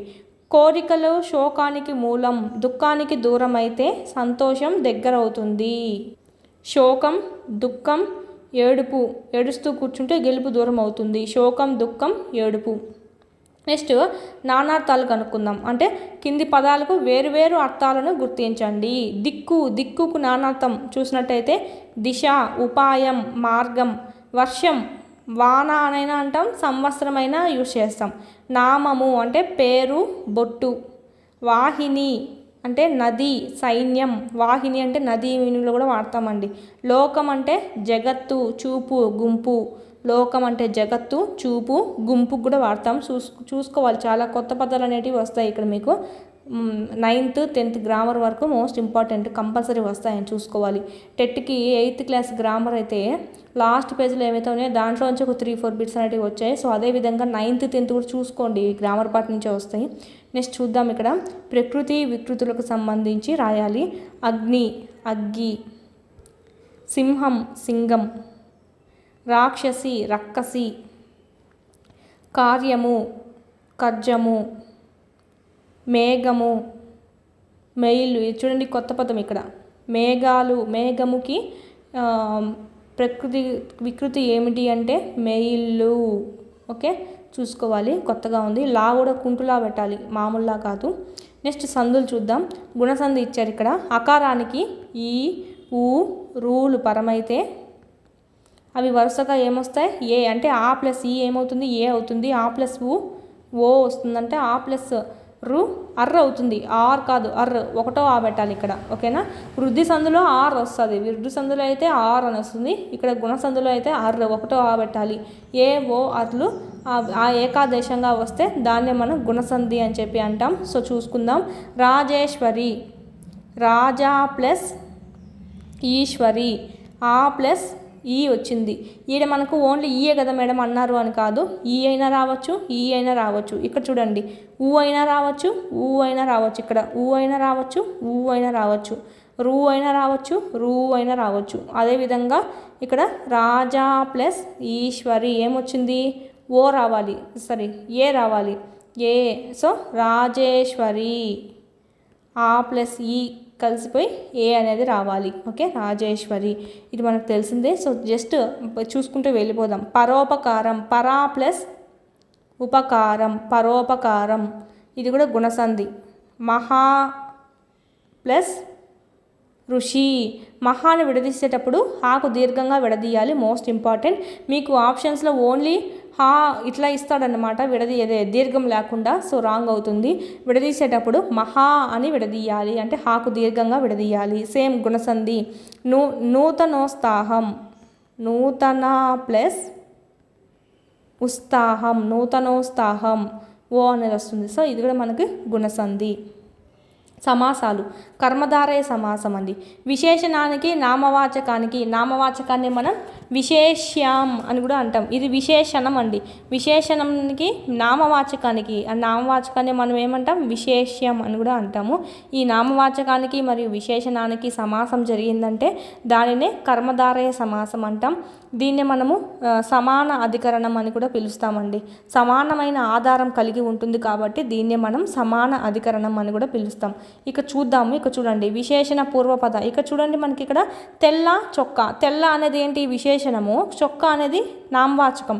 విశేషణానికి నామవాచకానికి మధ్య జరుగుతుంది. సో అందుకే ఇది మనకు కర్మధారయ సమాసం కిందికి వస్తుంది. ఇక్కడ మనం చూద్దాం, విశేషణ పూర్వపద అవుతుందా, విశేషణ ఉత్తరపద అవుతుందా. ఇక్కడ మెయిన్ విశేషణం తీసుకోవాలి. ఎక్కడ ఉంది విశేషణము, తెల్ల చొక్కాలో తెల్ల అనేది ఏంటి, విశేషణం. ఎక్కడ ఉంది, ఇది పూర్వపదము, ఇది ఉత్తర పదము. సో పూర్వపదంలో ఉంది కాబట్టి విశేషణ పూర్వపద కర్మధారయ సమాసము. ఇక్కడ మనకు ఒకవేళ విశేషణం అనేది ఇక్కడ ఉన్నింది అనుకోండి ఉత్తర పదంలో, విశేషణ ఉత్తర పద అవుతుంది. సో ఈ విధంగా తెల్ల చొక్కా ఎలా విడదీస్తామంటే తెల్లనైన చొక్కా. విశేషణం పూర్వపదంగా ఉంటే ఆ సమాసమే విశేషణ పూర్వపద కర్మధారయ సమాసం. ఓకేనా. ఇది మనకు నెక్స్ట్ ఇంకా చూద్దాము. పాత రోజులు, పాతవైన రోజులు, సేమ్ విశేషణ పూర్వపద. మంచి దారి, మంచిదైన దారి. కొత్త పుస్తకం, కొత్తదైన పుస్తకం. నల్ల పూసలు, నల్లవైన పూసలు. కొత్త కోక, కొత్తదైన కోక. ఎర్ర గులాబీ, ఎర్రనైన గులాబీ. లేత మొగ్గ, లేతదైన మొగ్గ. ఇవన్నీ మనకు విశేషణాలే. పాత, మంచి, కొత్తదైన, నల్లదైన, కొత్తదైన, ఎర్రైన, లేతైన, ఇవన్నీ మనకు విశేషణం పూర్వపద ప్లేస్లో ఉంది కాబట్టి, ఫస్ట్ ప్లేస్లో ఉంది కాబట్టి విశేషణ పూర్వపద. విశేషణ ఉత్తరపద చూడండి, ఇక్కడ మనకి లాస్ట్లో ఉంటుందన్నమాట. అంటే కపోత వృద్ధము అంటే ఏంటి, వృద్ధమైన కపోతము అంటే ముసలిదైపోయిన కపోతము అనే మీనింగ్లో వస్తుందన్నమాట. ఇక్కడ వృద్ధమైన అంటే మనకి ఇక్కడ విశేషణం ఎక్కడ ఉంది, ఉత్తర పదలో ఉంది. సో ఇది విశేషణము కపోతం విశేషణం అనేది మనకి ఉత్తర పదలో ఉంది. కపోతం అనేది నౌను, నామవాచకం. విశేషణం అనేది ఉత్తర పదంలో ఉంది కాబట్టి విశేషణ ఉత్తర పద కర్మధారయ సమాసం. తమ్ము కొర్రలు, తమ్ము కుర్ర, కుర్రవైన తమ్ములు, కుర్రవైన తమ్ములు. కుర్రవైన అనే మీనింగ్లో వస్తుంది. తమ్ములు అంటే ఏంటంటే తామర పువ్వులండి. నెక్స్ట్ కవి శ్రేష్ఠుడు, శ్రేష్ఠుడైన కవి. నెక్స్ట్ ముఖ పద్మము, ముఖమనే పద్మము. ఈ విధంగా అయినా రాయవచ్చు. ఇలాగైనా మనకు పద్మము, ముఖ పద్మము అన్నారు కదా, పద్మం వంటి ముఖము అనైనా రాయొచ్చు. పద్మం వంటి ముఖము, ఇది మళ్ళీ విశేషణం కాదండి. ఇక్కడ విశేషణం ఏం లేదు. ముఖమనే పద్మము, ముఖ పద్మము. ఇక్కడ పద్మంతో ముఖాన్ని పోల్చారండి. పద్మంతో ముఖాన్ని పోల్చారు. పోలికి వచ్చిందంటే ఏం చెప్పాము, ఉపమాన ఉపమేయం గుర్తున్నాయా, అవి మనకు ఉపమాలంకారంలో యూజ్ చేస్తాము. సో ఉపమానంని తీసుకుంటాం. ఇక్కడ దేన్ని పోల్చారు, పద్మాన్ని పోల్చారు ముఖంతో. అంటే ఆ మొహం అనేది పద్మంగా ఉందంట. పద్మం వంటి ముఖము, మొహం అనేది పద్మంలాగా ఉంది అని. సో ఇప్పుడు పద్మం అనేది ఉపమానం అవుతుంది. దీంతోనే పద్మంతోనే కదా పోలుస్తున్నాం ఆ మొహాన్ని. సో ఉపమానం ఎక్కడ ఉంది, పూర్వపదలో ఉందా, ఉత్తర పదలో ఉందా, ఉత్తర పద ప్లేస్లో ఉంది. ఇది పూర్వపద ప్లేసు, ఇది ఉత్తర పద ప్లేసు. సో ఇది మనకి ఏమవుతుందంటే ఉపమాన ఉత్తర పద కర్మధారయ సమాసం. ఇక్కడ ఇచ్చారు కదా అని చెప్పి ఇవి అన్నీ మీరు విశేషణ ఉపమాన విశేషణ ఉత్తర పద అని అనుకోవద్దు. ఇక్కడ మనం చూసుకోండి, ఇక్కడ విశేషణం ఏం లేదు, పోలిక అనేది ఉంది. ముఖ పద్మము, ముఖమనే పద్మము లేదా పద్మం వంటి ముఖము. ఓకేనా. ఇక్కడ మనకు ఉపమాన ఉత్తర పద కర్మధారయ సమాసం. కార్మిక వృద్ధుడు, వృద్ధుడైన కార్మికుడు. ఇక్కడ మనకి విశేషణం ఎక్కడ ఉంది, ఉత్తర పద ప్లేస్లో ఉంది. వృక్షరాజము, వృక్షరాజము, రాజ్యము కాదు ఇక్కడ. రాజము అంటే ఏంటంటే శ్రేష్టము అనే మీనింగ్లో వస్తుందండి. అంటే శ్రేష్టమైన వృక్షము అని. ఓకేనా. ఇక్కడ రాజము అంటే శ్రేష్టము అని అర్థము. శ్రేష్టమైన వృక్షము. ఇక్కడ మనకి శ్రేష్టమైన అంటే ఏంటి, విశేషణం ఉత్తర పద ప్లేస్లో ఉంది కాబట్టి విశేషణ ఉత్తర పద కర్మధారయ సమాసం. ఇది ఒక్కటే ఉపమాన ఉత్తర పద కర్మధారయ సమాసం. ఇంకా ఇవన్నీ మనకు విశేషణ ఉత్తర పద కర్మధారయ సమాసం కిందకే చూసుకుంటాం. ఇక్కడ చూడండి, విశేషణ ఉభయ పద అంటే రెండు ఏమవుతాయంటే రెండు విశేషణాలే అవుతాయన్నమాట. ఇక్కడ ఉభయ పద అంటే రెండు, పూర్వపదము ఉత్తర పదం రెండు అని. ఉభయము అంటే రెండు అని చెప్పి మనం చూసుకుంటాం. శీతోష్ణం, శీతము ఉష్ణము, ఇది విశేషణమే, ఇది విశేషణమే. రెండు ప్లేస్లోనూ అదే ఉంది కాబట్టి విశేషణ ఉభయ పద. నెక్స్ట్ చూద్దాం, మృదు మధురం. మృదు మధురం చూసినట్టయితే మృదువైనది మధురమైనది రెండు మనకి విశేషణ ఉభయపద కర్మధారయ సమాసం. సరస గంభీరం సరసము ప్లస్ గంభీరము రెండు మనకి విశేషణాలే. నిమ్నోన్నతం నిమ్నము ఉన్నతము. ఇక్కడ మనకు సంధి చూడండి, నిమ్న ప్లస్ ఉన్నతం నిమ్నోన్నతం అవుతుంది. సో ఇది గుణసంధి. సమాసం చూసుకున్నట్టయితే విశేషణ ఉభయపద కర్మధారయ సమాసము. ఎగుడు దిగుడు ఎగుడు దిగుడు సేమ్ అంతే మనకి విశేషణ ఉభయపద కర్మధారయ సమాసం. ద్వంద్వ సమాసానికి దీనికి తేడా ఉంది. ద్వంద్వ సమాసంలో ఏమొస్తాయి, రెండు నామవాచకాలే వస్తాయి, సూర్యుడు చంద్రుడు సూర్యచంద్రుడు. ఈడేంటిది విశేషణాలు. సో విశేషణ ఉభయపద. ఓకేనా, మీకు కన్ఫ్యూజ్ కాకుండా చూసుకోవాలి. అలంకారాలు చూద్దాం. నెక్స్ట్ అలంకారాలు చూసినట్టయితే అంత్యానుప్రాసాలంకారం అనేది ఇచ్చారు ఇక్కడ.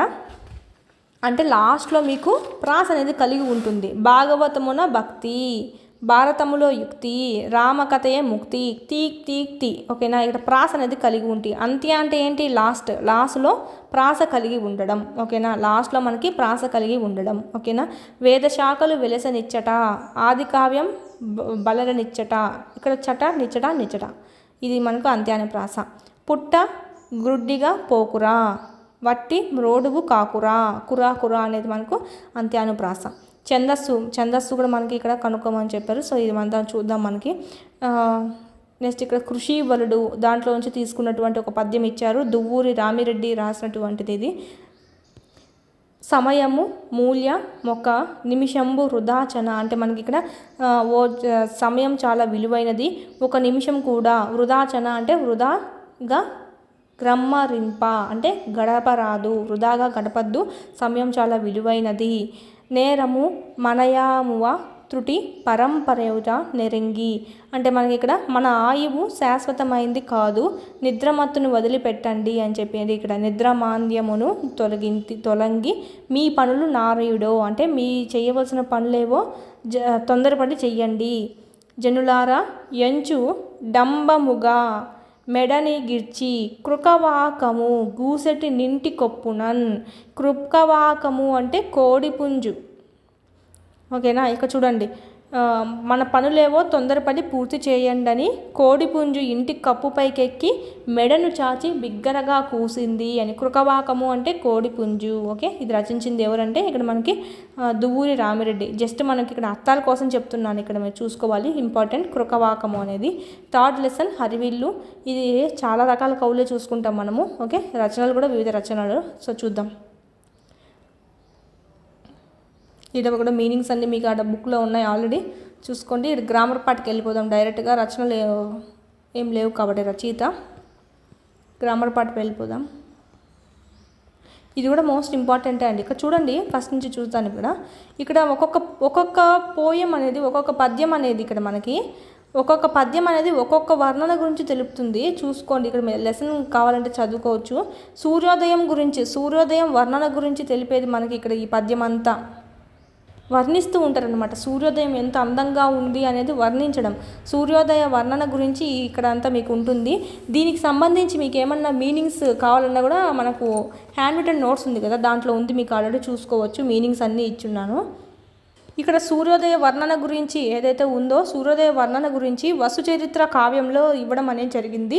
ఇది రచించింది రామరాజభూషణుడు. సూర్యోదయాన్ని ఎంత చమత్కారంగా వర్ణించాడో చూద్దామా అని చెప్పి మనకి ఇక్కడ పద్యం అనేది ఇచ్చారు. రచించింది ఎవరు, రామరాజభూషణుడు వసుచరిత్రలో.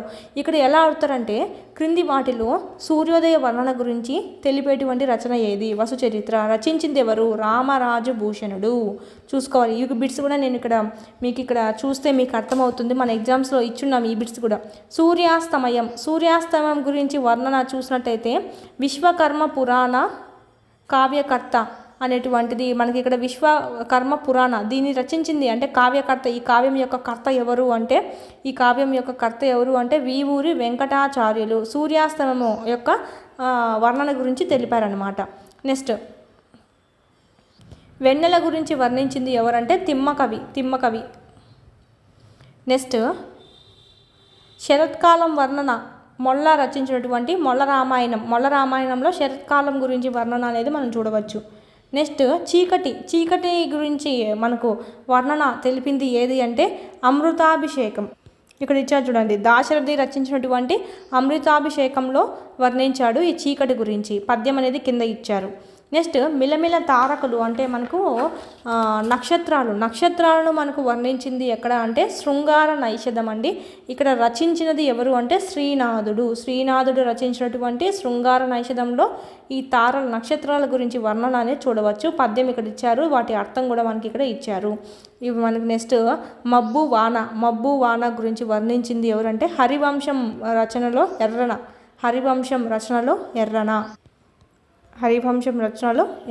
చూసుకోవాలి. రచనలు కూడా మోస్ట్ ఇంపార్టెంట్. హరివంశం రచించింది ఎవరు అనేది కూడా వస్తుంది మనకు, చూసుకోవాలి. కోణల గురించి మనకు వర్ణించింది ఎక్కడ అంటే సేమ్ అంటే పర్వత వర్ణన అని చెప్పుకోవచ్చు. వసుచరిత్ర, ఇది కూడా మనకు వసుచరిత్ర రామరాజ భూషణుడు అండి. వసురాజు యొక్క చరిత్ర షష్ఠి తత్పురుష సమాసం అవుతుంది. వన అంటే ఏంటి, అడవి గురించి వర్ణించింది ఎక్కడ మనకంటే అలసాని పెద్దన మను చరిత్ర. వసుచరిత్ర వేరు, మను చరిత్ర వేరు. వసుచరిత్ర రామరాజభూషణుడు రాశాడండి. ఓకే, వసుచరిత్ర రాసింది రామరాజభూషణుడు, మను చరిత్ర అలసాని పెద్దన. ఓకేనా. నెక్స్ట్ ఇక్కడ వనవర్ణన గురించిది. నెక్స్ట్ కోడి కూయడం ఉంది కదా, అది అంత అందంగా పూస్తుందబ్బా అది ఇది అని చెప్పి మనకు చెప్పింది. కోడి కూత గురించి అయితే పాల్కూరికి సోమనాథుడు సభాభౌతి అలంకారాన్ని యూజ్ చేశాడండి. Most important. కోడి కూతను వర్ణించేటువంటి ఈ సమయంలో ఈ పద్యంలో మనకి ఏ అలంకారం కనిపిస్తుంది అంటే సభాభోక్తి అలంకారం కనిపిస్తుంది.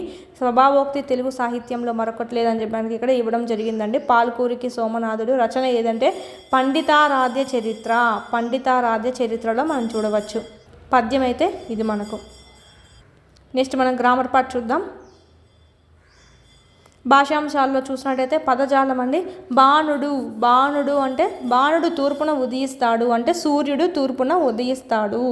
శివుని తాండవం చూస్తే ఆనందం కలుగుతుంది. శివుని తాండవము, నాట్యము. నాకు అమ్మ భాష అంటే మిక్కిలి ఇష్టం, చాలా ఇష్టం.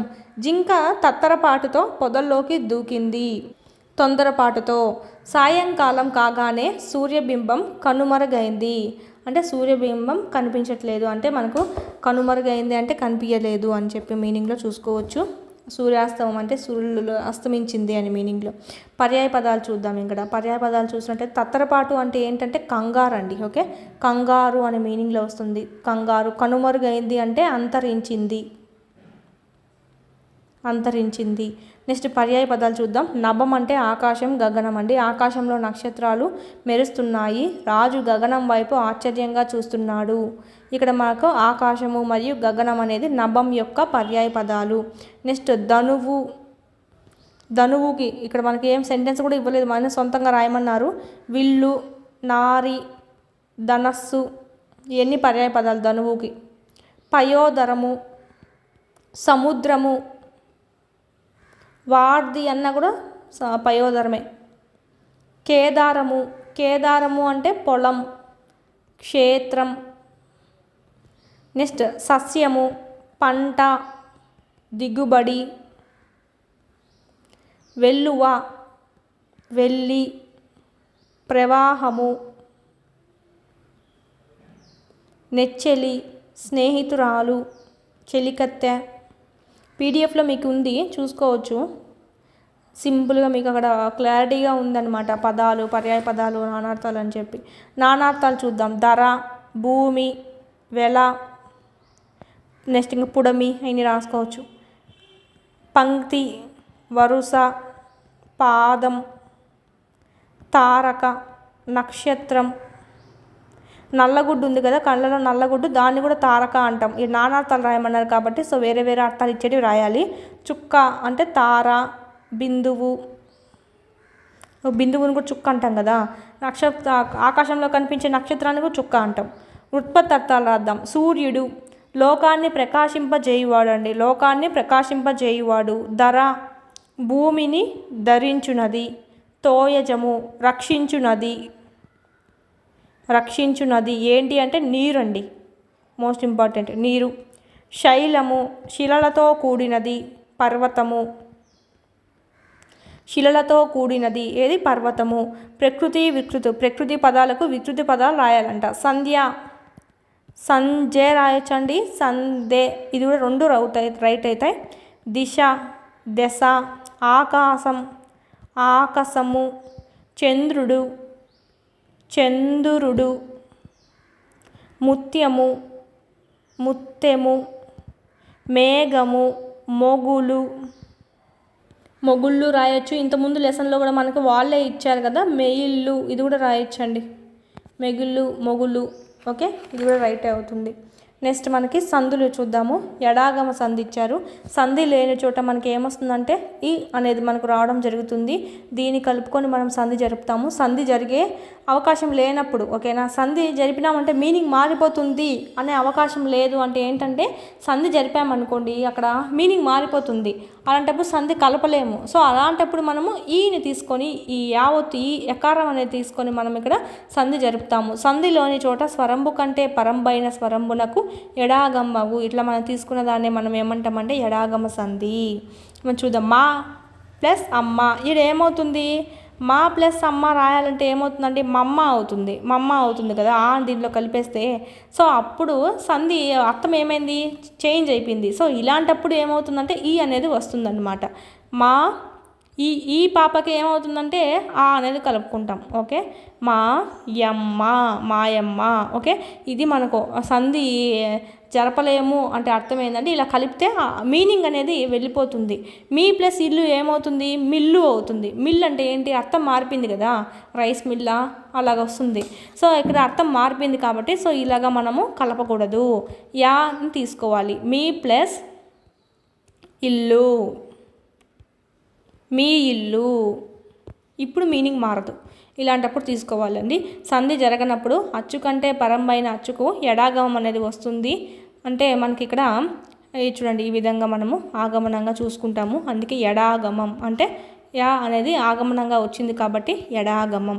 దీన్ని మనము ఇదంతా ఇచ్చారు, నేనైతే సింపుల్గా చెప్పాను. మాలోని ఆ పూర్వపదం అండి, అమ్మలోని ఆ అనేది ఆకారము, స్వరం కంటే పరమైన స్వరం కాబట్టి దీనికి ముందు ఏముందంటే ఈ అనేది ఉందన్నమాట. ఇలా మనకు వాయమ్మ అనేది రాస్తాం, మీ ఇల్లు అనేది రాస్తామన్నమాట. నెక్స్ట్ చూద్దాము. ఇక్కడ మనకి ఈ ఎడాగం అనేది కళలకు మాత్రమే వస్తుంది. ధృత ప్రకృతాలు ఏమైతే ఉన్నాయో అంటే లాస్ట్లో అన్నీ వస్తాయి కదా అవన్నీ మనకు ధృత ప్రకృతికాలు అనేటివి అవుతాయి. ఇలాంటి దీంతో కలిసినటువంటి పదం వస్తే అలాంటి వాటికి సంధి జరిగిందంటే కనుక నునాగమ సంధి అనేది చెప్పుకోవచ్చండి. ఇది మనకు ఫ్యూచర్లో తెలుసుకుందాము. ధృత ప్రకృతాలకు సంధిలోని చోట నునాగమం అనేది రావడం అనేది జరుగుతుంది. కళలకైతే ఎడాగమం అండి. ఇక్కడ ధృత ప్రకృతాలు కానాటివన్నీ కళలండి, పదాలు అనేటివి. ఇక చూద్దాం. ఇందుండేగి, ఇందుండు ప్లస్ ఏగి, ఇందుండేగి. ఇక్కడ మనకి కలపచ్చు, ఏం కాదు. సో మనకి ఏమవుతుందంటే ఉత్వసంధి అవుతుంది. ఇక్కడ అయ్యడన్, ఆ ప్లస్ ఎడన్, ఇక్కడ మనకు త్రిక సంధికి వస్తుంది ప్లస్ మెయిన్గా ఇక్కడ ఎడాగమ సంధికే వస్తుంది. సో చూసుకోవాలి. ఆ ప్లస్ ఎడన్, అయ్యడన్, ఇదైతే త్రిక సంధికి విడగొడతామండి. మనకి ఎడాగమ సంధికి అయితే ఆ ప్లస్ ఎడన్, ఇక్కడ ఈ అనేది వచ్చి అయ్యడన్ అవుతుంది. సో ఎడాగమ సంధి. సుధాంశుడు, ఇది మెయిన్గా ఎడాగమ సంధికి మెయిన్ ప్రిఫరెన్స్ ఇవ్వండి. ఎడాగమ సంధి లేకుండా త్రిక సంధి ఉంటే దానికి పెట్టండి. నెక్స్ట్ సుధాంశుడు, సుధా ప్లస్ అంశుడు, సుధాంశుడు, సవర్ణ దీర్ఘ సంధి. ఇక్కడ అన్నీ అయ్యే ఉన్నాయి కదా, ఎడాగొమ్మ ఏంటైలే అని చెప్పి పెట్టద్దు. ఇక్కడ సుధా ప్లస్ అంశుడు అండి. సుధాలో ఏముంది, ఆ ఉంది, మనకు రావడం ఏమొచ్చింది, ఆ వచ్చింది. సో సవర్ణ దీర్ఘ సంధి. బ్రహ్మాదులు, బ్రహ్మ ప్లస్ ఆదులు, సవర్ణ దీర్ఘ సంధి. దుగ్బాంబునిది, దుగ్ధ ప్లస్ అంబునిది. ఇది కూడా మనకి ఏమొస్తుంది, ఆ ప్లస్ ఆ ఏమైంది, ఆ వచ్చింది కాబట్టి సవర్ణ దీర్ఘ సంధి. సవర్ణ దీర్ఘ సంధికి సంబంధించి సూత్రం రాయమన్నారు, ఉత్వసంధి, త్రిక సంధి. అందుకే ఇక్కడ మనకు త్రిక సంధి ఇచ్చారండి. సో మనం చూద్దాం. ఇక్కడ నెక్స్ట్ సమాసాలు చూద్దాం. సమాసాలు చూసినట్టయితే కాలవర్తకుడు, కాలమనిడి వర్తకుడు, కాలమనిడి వర్తకుడు. ఇది మనకు రూపక సమాసం అనేది అవుతుంది. 4 సంఖ్య గల చెరుగులు, 4 సంఖ్య గల చెరగలు, 4 చెరగలు అని వస్తుంది మనకి ఇక్కడ. ఇది వచ్చింది కాబట్టి ద్విగు సమాసం, సంఖ్య వచ్చిందంటే. మృగ నేత్రి, మృగము వంటి నేత్రం కలది అంటే కన్నులు కలది, మృగం వంటి కన్నులు కలది. బహువ్రీహి సమాసం. చుక్కలకు రేడు, చుక్కరేడు, చుక్కరేడు అంటే చుక్కలకు రాజు అని, చుక్కరేడు, చుక్కరేడు, చుక్కలకు రేడు. షష్ఠీ తత్పురుష సమాసం, వచ్చింది కదా ఇక్కడ. మహోదది, మహా ప్లస్ ఉదది. మనకి ఇక్కడ అడిగింది ఏంటంటే సమాసం కాబట్టి చూద్దాం. మహా ప్లస్ ఉదది గుణసంధి అవుతుంది, సంధికి చూసుకుంటే ఓ వచ్చింది కాబట్టి. ఇక్కడ మనకు గొప్పదైన, మహా అంటే ఏంటి గొప్ప, గొప్పదైన ఉదది. గొప్పదైన అంటే విశేషణం, ఉత్తరపద పూర్వపద ప్లేస్లో ఉంది కాబట్టి విశేషణ పూర్వపద కర్మధారయ సమాసం. ద్వంద్వ సమాసానికి ఒక ఎగ్జాంపుల్ రాయమన్నారు. తల్లిదండ్రులు, సూర్యచంద్రులు, ఏదైనా రాయొచ్చు. తల్లి తండ్రి, సూర్యుడు చంద్రుడు. ఓకేనా. నెక్స్ట్ అలంకారాలు చూద్దాం. ఉత్ప్రేక్ష అలంకారం ఊహా ప్రధానమైనదండి. ఇది ఉపమాన ధర్మ సామ్యం చేత ఉపమేయాన్ని ఉపమానంగా ఊహించి చెప్తాం. ఆమె మొహం చంద్రబింబం అన్నట్లు ఉంది అంటే ఊహించారు. ఇక్కడ చంద్రబింబం లాగా ఉంది అని చెప్పలేదు, చంద్రబింబం ఏమో అన్నట్లుగా ఉంది, చంద్రబింబం అన్నట్లు ఉంది. ఓకేనా. ఈ వెన్నెల పాల వెల్లిలా అన్నట్లు ఉంది, అన్నట్లు, ఉన్నట్లు ఇలాంటివన్నీ వస్తే మనకి ఇక్కడ ఉత్ప్రేక్ష అలంకారం అండి. ఇది మనకు సంబంధించి ఛందస్సు. ఇక్కడ మనకు శార్దూలం గురించి ఇవ్వడం జరిగింది. శార్దూలం యొక్క లక్షణాలు చూసినట్టయితే మసజస తతగా వస్తుంది ప్రతి పాదంలోనూ. ఇది వృత్తజాతికి చెందినటువంటి పద్యము. 4 పాదాలు ఉంటాయి. ప్రతి పాదంలో 19 అక్షరాలు ఉంటాయన్నమాట. 3, 4, 5, 6, 7, 8, 9, 10, 11, 12, 13, 14, 15, 16, 17, 18, 19 అలాగైనా ఎంచుకోండి. ఇవైనా ఎంచచ్చు, ఏమి ఇబ్బంది ఏం లేదు. అవి ఎంచినా 19 వస్తాయి. మసజస తతగా వస్తుంది. ప్రతి పాదంలో 13వ అక్షరం యతిస్థానం కలిగి ఉంటుంది. 13 అంటే ఏదంటే ఇది వస్తుంది. 13 అంటే ఏంటంటే దా అనేది మనకు 13కి వస్తుంది. ఇక్కడ చూడండి ఆ ఉంది, ఇక్కడ కూడా మనకు ఆనే ఉంది. సో యతిస్థానం అనేది చెల్లుతుంది. ప్రాస నియమం అనేది ఉంటుంది. ఇది మనకు లఘు గురువులు గుర్తించమన్నారు. ఇదంతా మనకి ఈజీగా చేసుకోవచ్చు. పాండురంగ మహత్యం అనే దానిలోంచి మనకు తీసుకున్నారు. తెనాలి రామకృష్ణుడు. వాసోనిగ్రహ మొన్న రాకలియు నిర్వటుల్ గనింపర్తలల్ ఆయుత నియుతలిద్దరూ అగస్త్యుని శిష్యులు. వారికి చదువు అంటే ఎంతో శ్రద్ధ అంట. మాసెంగాయన అంగముల్ బడలిన్ బాటింపరట్టుండని. ఎలాంటి దుస్తులు ధరించారో పట్టించుకోరు. ఆకలి ఆకలి అంటే మడలి బాటింప రట్టుండని. ఇక్కడ మనకు ఆకలి దప్పుకుల గురించి కూడా ఆలోచించరంట. యాసయంబుగా నానిశాత్య మయుగా నామ్నయముల్ గ్రొల్చుచో నాసిన ప్రచలాయితం బైన లేదాహ వితర్కింపగన్. తలలు మానిన శరీరం అలసిన శ్రద్ధ అనేది పెట్టరంట వాటి అంటే తలల మీద శరీరం మీద అని. అహోరాత్రులు చదువు గురించే ధ్యాస. వేదాలు వల్ల వేస్తున్నప్పుడు కదలక మెదలక కునికిపాట్లు పదలకుండా శ్రద్ధగా చదువుకునేవాళ్ళు అని చెప్పి మనం చూద్దాం. నెక్స్ట్ లెసన్ ఆత్మకథ. ఎండ్లూరు సుధాకర్ గారు రచించారు. నల్ల ద్రాక్ష పందిరి నుంచి తీసుకున్నారు. నెక్స్ట్ చూద్దాం. కవి పరిచయం చూద్దాం. నా అనుభవం నేర్పిన పాఠమే నా కవిత్వం అని తన కవితా గుణాల్ని ప్రకటించిన ఆధునిక కవి ఎవరు అంటే ఎండ్లూరు సుధాకర్ అండి. ఆయన ప్రకాశం జిల్లా కనికిరి తాలూకా రావికుంటపల్లిలో జన్మించారు. ఎండ్లూరు దేవయ్య, శాంతాబాయి వీరి తల్లిదండ్రులు. ఉన్నత చదువులు చదివిన వీరు జాషువా రచనలపై పరిశోధన చేసి PhD పట్టా అనేది కూడా పొందారనమాట. పొట్టి శ్రీరాములు తెలుగు విశ్వవిద్యాలయంలో, కేంద్రీయ విశ్వవిద్యాలయం హైదరాబాద్లో లెక్చరర్గా, అసోసియేట్ ప్రొఫెసర్గా, శాఖాధిపతిగా సుమారు 30 సంవత్సరాలు పనిచేశారు. జాషువా పరిశోధనా కేంద్రం తరపున సుమారుగా 20 గ్రంథాలకు సంపాదకత్వం వహించారండి. బిరుదులు, రచనలు ఏమైనా ఉంటే ఇంపార్టెంట్ చూసుకోండి. కవిరత్న, నవయుగ వచన కవితా చక్రవర్తి అనేటివి ఈయన బిరుదులు. ఎవరంటే ఎండ్లూరి సుధాకర్. రచనలు వర్తమానం, మల్లెమొగ్గల గొడుగు, కొత్త గబ్బిలం, వర్గీకరణీయం, గోసంగి, నల్లద్రాక్ష పందిరి నుంచే ఇది తీసుకున్నారు. ఇక్కడ నల్లద్రాక్ష పందిరి, అటాజనిగాంచ యాత్రా కవిత్వం, జాషువా సాహిత్యంపై విశ్లేషణ వీరి ఇతర రచనలు. ప్రస్తుత పాఠ్యం ఎక్కడి నుంచి తీసుకున్నారు? ఆత్మకథ, నల్లద్రాక్ష పందిరి అనేటువంటి కవితా సంపుటి నుంచి తీసుకున్నారు. చూడండి ఇక్కడ మనకి ఇచ్చారు. ఇదొక కవితా సంపుటి, ఆత్మకథ అండి. ఓకే, నెక్స్ట్ మనం చూద్దాం. Grammar part.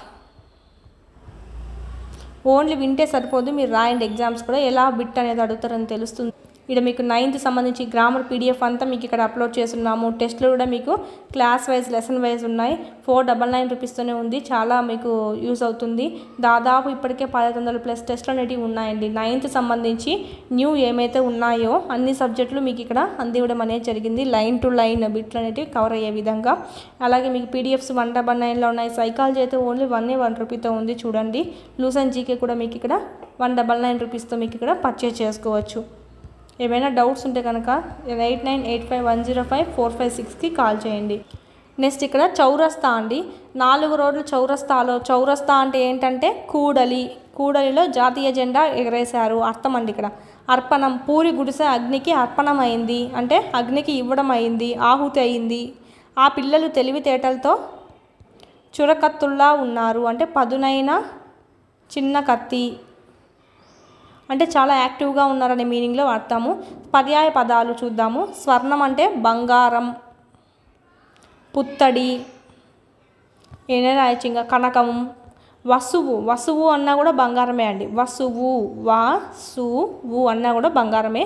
సూర్యుడు, రవి, భాస్కరుడు, బాణుడు, కళ్ళు, నేత్రం, నయనం, లోచనము, దేహం, శరీరం, కాయం, మేను. ఓకే, నానార్థాలు. తల, ముఖ్యమైనది, మస్తకం, కాలం, నలుపు, సమయం, క్రియ, పని, కార్యం, రామ, స్త్రీ, రాముడు. నెక్స్ట్ భోజనం అండి. భోజనం వికృతి పదం బోనము, బ్రద్న, ప్రొద్దు. అస్సలు మ్యాచే లేదు కదా ఇక్కడ మనకి. ఇదే రైట్ ఆన్సర్. కథకు కథ, పుష్పంకి పువ్వు, మిగిలింది అదే మనకి. ఇదే అండి మన టెక్స్ట్ బుక్ ప్రకారం ఇచ్చారు కాబట్టి సో చూసుకోవాలి. మోస్ట్ ఇంపార్టెంట్ బ్రద్న అంటే ప్రొద్దు అనేటువంటి వికృతి పదంగా రాయవచ్చు. సో ఇంపార్టెంట్, ఇది కొత్తగా చూసుకోండి. సందులు ఆమ్రెడ్తే సంద్ అనేది ఇచ్చారండి. ఔరా ప్లస్ ఔరా, ఓహో ప్లస్ ఓహో, ఏమీ ప్లస్ ఏమీ. ఇలాగ ఒకే పదం కనుక రెండోసారి రిపీట్ అయిందంటే దీన్ని మనం ఆమ్రేడితం అంటాం అనమాట. రెండోసారి రిపీట్ అయింది కదా, దాన్ని మనం ఆమ్రేడితం అంటాం అనమాట. సో ఇదే మనకు ఆమ్రేడిత సంధి. చూడండి, ఇలా రెండు ఒకే విధమైన పదాలు వస్తే అందులో రెండవ పదాన్ని ఆమ్రేడితం అంటాము. ఈ రెండవ సూత్రం చూడండి. ఆమ్రేడితం పరమైనప్పుడు విభక్తి లోపం బహుళంగా వస్తుంది. అప్పటికప్పటికిన్ ఇలా రాస్తాం. అక్కడన్ ప్లస్ అక్కడన్, అక్కడక్కడన్. ఇలాగ మనకు దీంట్లో ఉన్నటువంటి విభక్తి ఇన్ అనేటివి ఏమైతే ఉన్నాయో అవి లోపిస్తాయి అని చెప్పి. నెక్స్ట్ ఇక్కడ కింద ఇచ్చిన వాటిని విడదీసి రాయండి అని ఇచ్చారు. పావనమైనది, పావనము. మీరు కన్ఫ్యూజ్ కావద్దండి. ఇక్కడ ఆమ్రెడితే ఇచ్చారు, ఇక్కడ సందులు ఏంటి వేరేది ఇచ్చారు అని కాదు. ఓకే, పావనము ప్లస్ అయినది, పావనమైనది ఉత్వసంధి. ధర్మం ఒకటి, ధర్మము ప్లస్ ఒకటి, ధర్మం ఒకటి. ఇది కూడా మనకి ఉత్వసంధి. చిన్నప్పుడు, చిన్న ప్లస్ అప్పుడు, చిన్న ఆ ఉంది ఇక్కడ అత్వసంధి.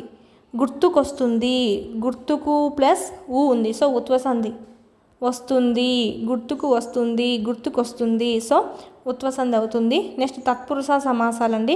ఉత్తర పద అర్థం ప్రధానంగా కలవి ఏవి అంటే తత్పురుష సమాసం.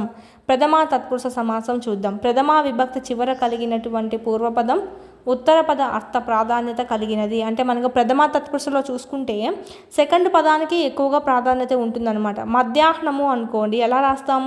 అహ్నం యొక్క మధ్య భాగము. అహ్నము అంటే ఇక్కడ ఉంది మనకి, ఉత్తర పదంలో ఉంది. సో ఉత్తర పదానికి ఎక్కువ ప్రాధాన్యత ఇవ్వడం అనేది జరుగుతుంది. అహ్నంలో మధ్య భాగము అని చెప్తున్నాం. సో ఈ విధంగా ఉత్తర పద ప్రాధాన్యత కలిగినది ఏది అంటే ప్రథమా తత్పురుష సమాసము. ఓకే, ఇది మనకు సంబంధించి. దీనికి సంబంధించి చూడండి, వీళ్ళే ఇచ్చేశారు. డూము ఊలు అండి. మధ్యాహ్నము, అహ్నం మధ్య భాగం, నడిరేయి, రేయి నడిమి భాగము.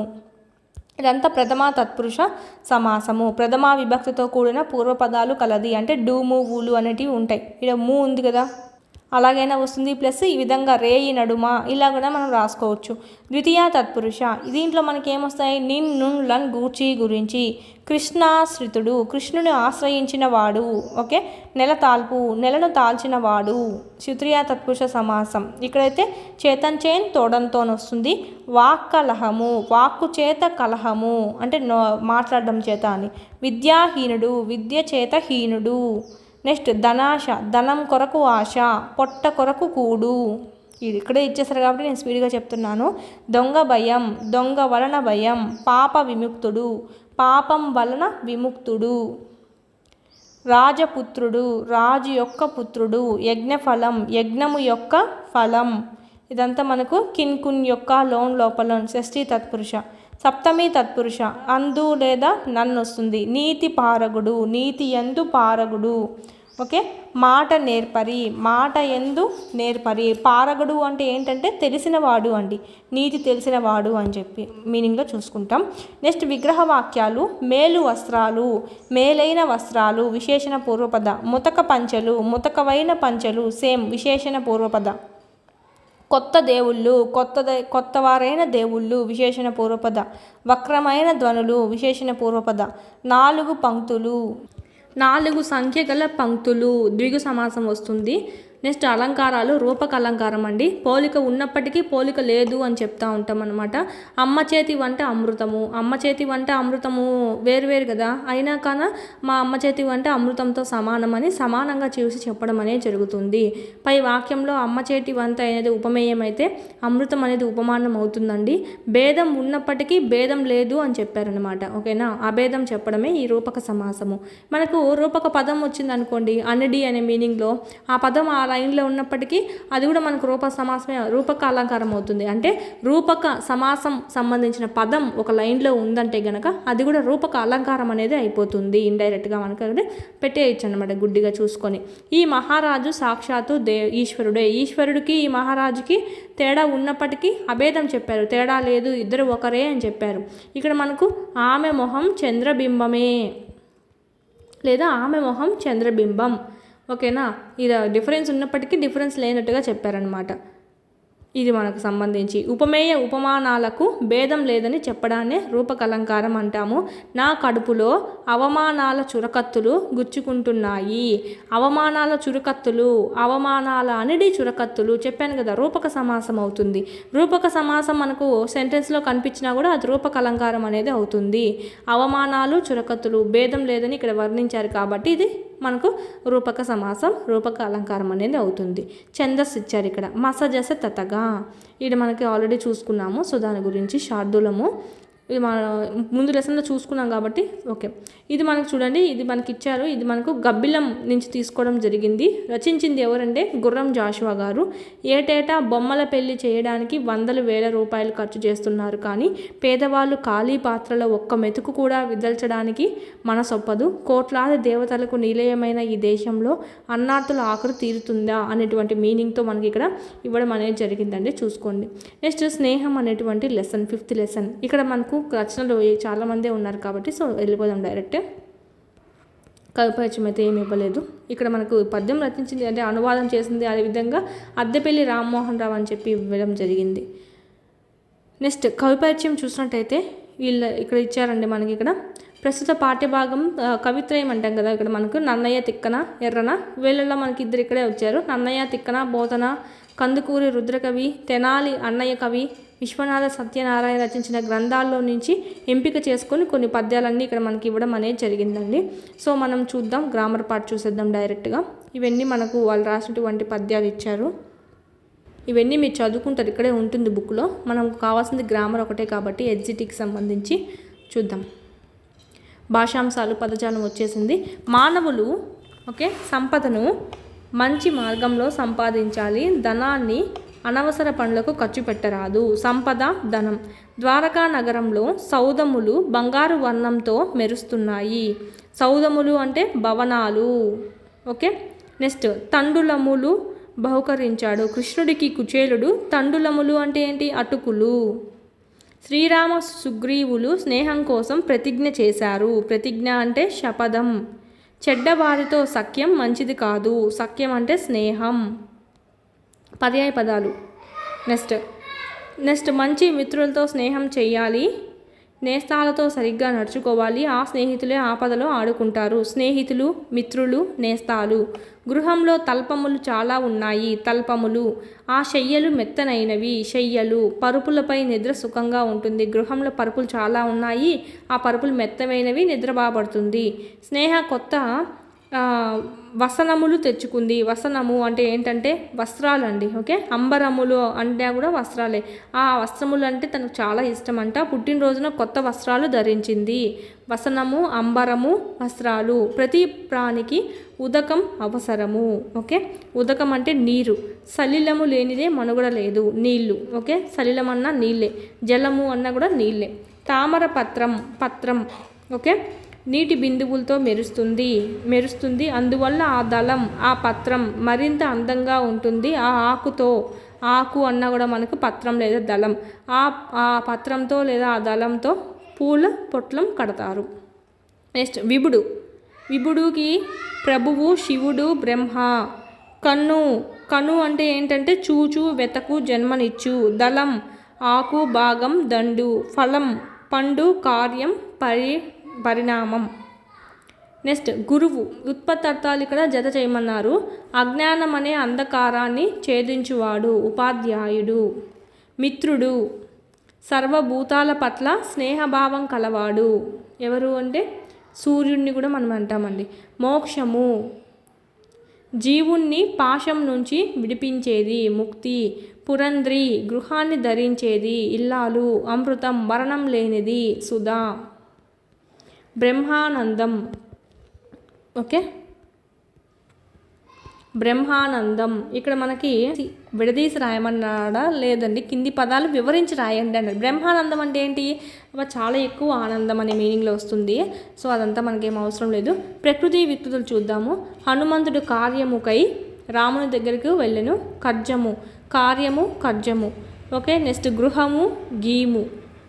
గౌరవము, గారవము. ధర్మము, దమ్మము. లక్ష్మి, లచ్చి. నెక్స్ట్ వజ్రము ప్లస్లు ఏమవుతుంది? వజ్రాలు. మూ అనేది లోపించి దీనికి ముందు దానికి దీర్ఘం అనేది వస్తుంది. ఇదే ఏంటి అంటే లూలానాల సంధి.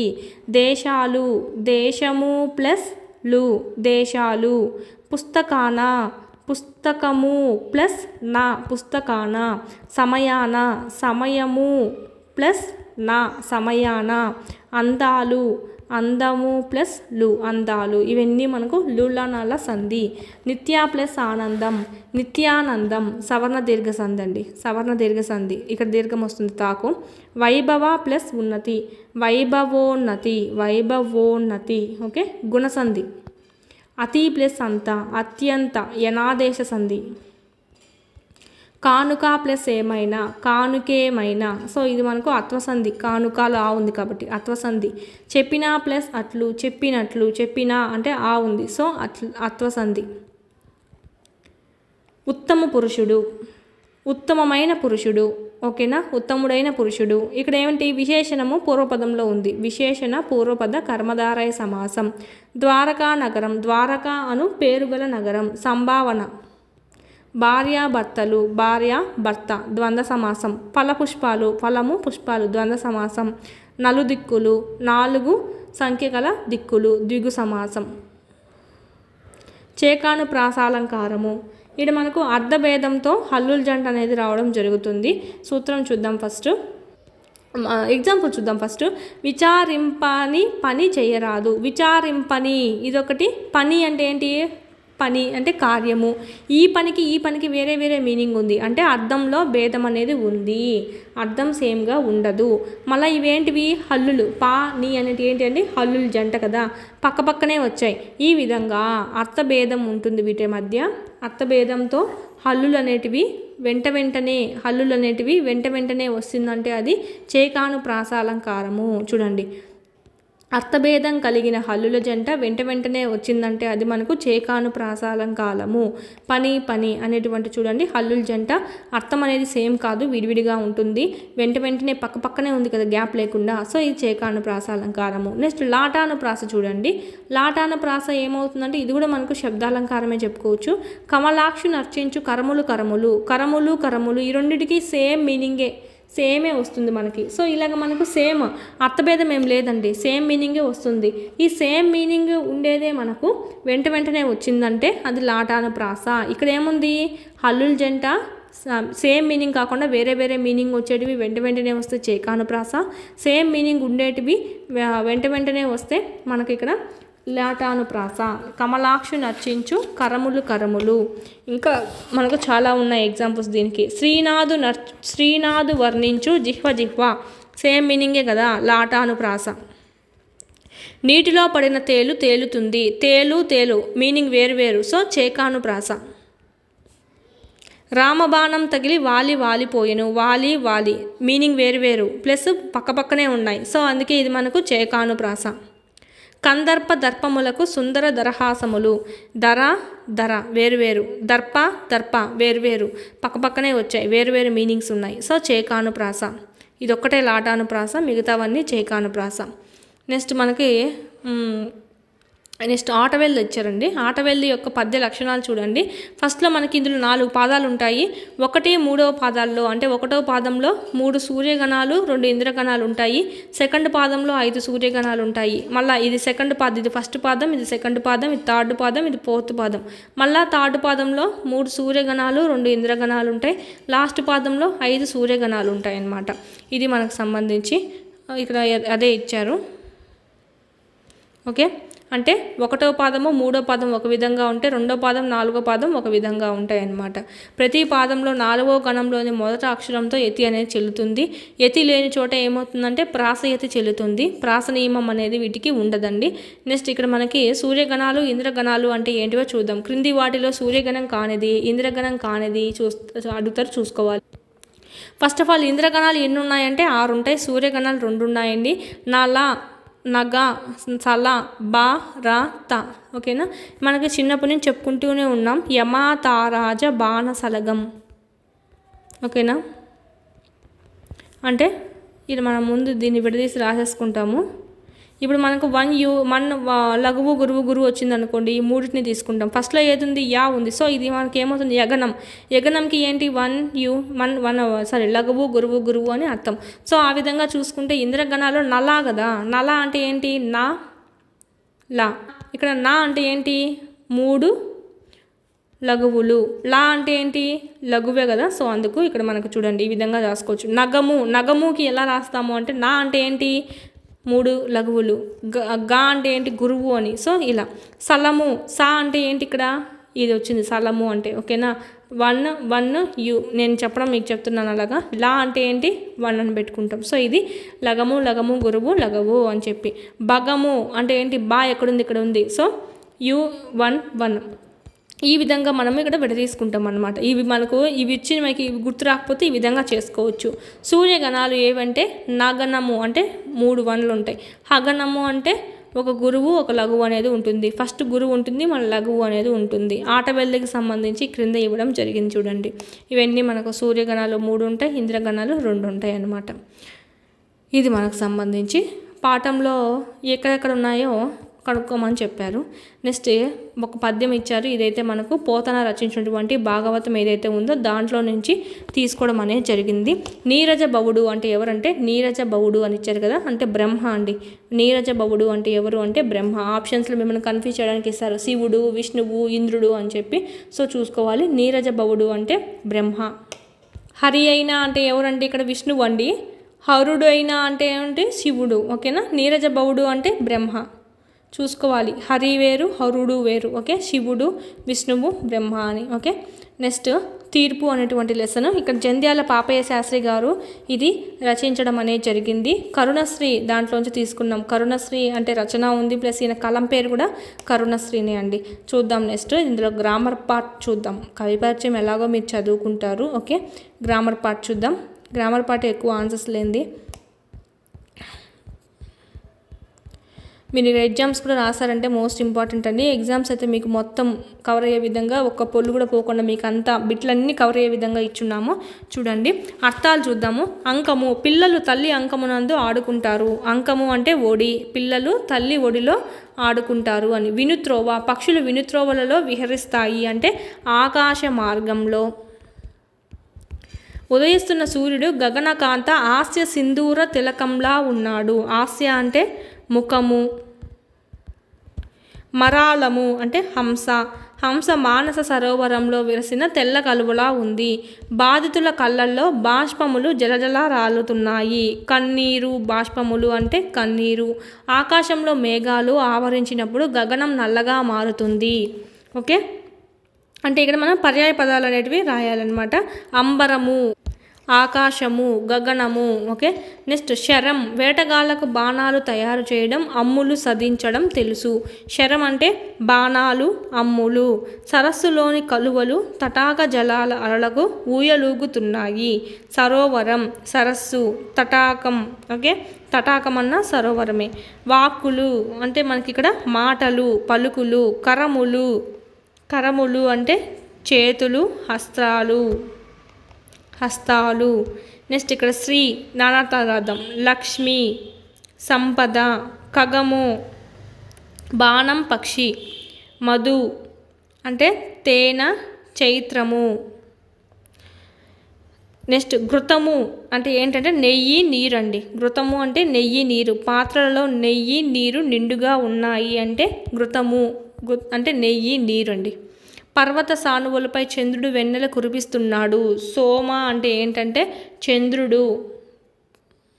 పర్వత సానువు అనే ప్లేస్లో కూడా మనం సోమ అనేది వాడుతూ ఉంటాం. నానార్థాలు కదా, ఇక్కడ 2 రకాల అర్థాలుగా వాడుకోవచ్చు అని మీనింగ్ లేక. చంద్రుడు, పర్వత సానువు, పరాక్రమం అని కూడా మనం చెప్పుకోవచ్చు. పరాక్రమం. నెక్స్ట్ చూద్దాం. లక్ష్మి, ప్రకృతి వికృతులు అనేటివి రాయాలి వీటన్నిటికీ మనం ఇప్పుడు. లక్ష్మి, లచ్చి. హంస, అంచ. న్యాయము, న్యాయము అనేది వికృతి. న్యాయం. రతనము అంటే రత్నము, ప్రకృతి. ఇది వికృతి, రతనము. అంకము, అంకె. భీతి, బీతు. త్రోవ, దారి, తోవ.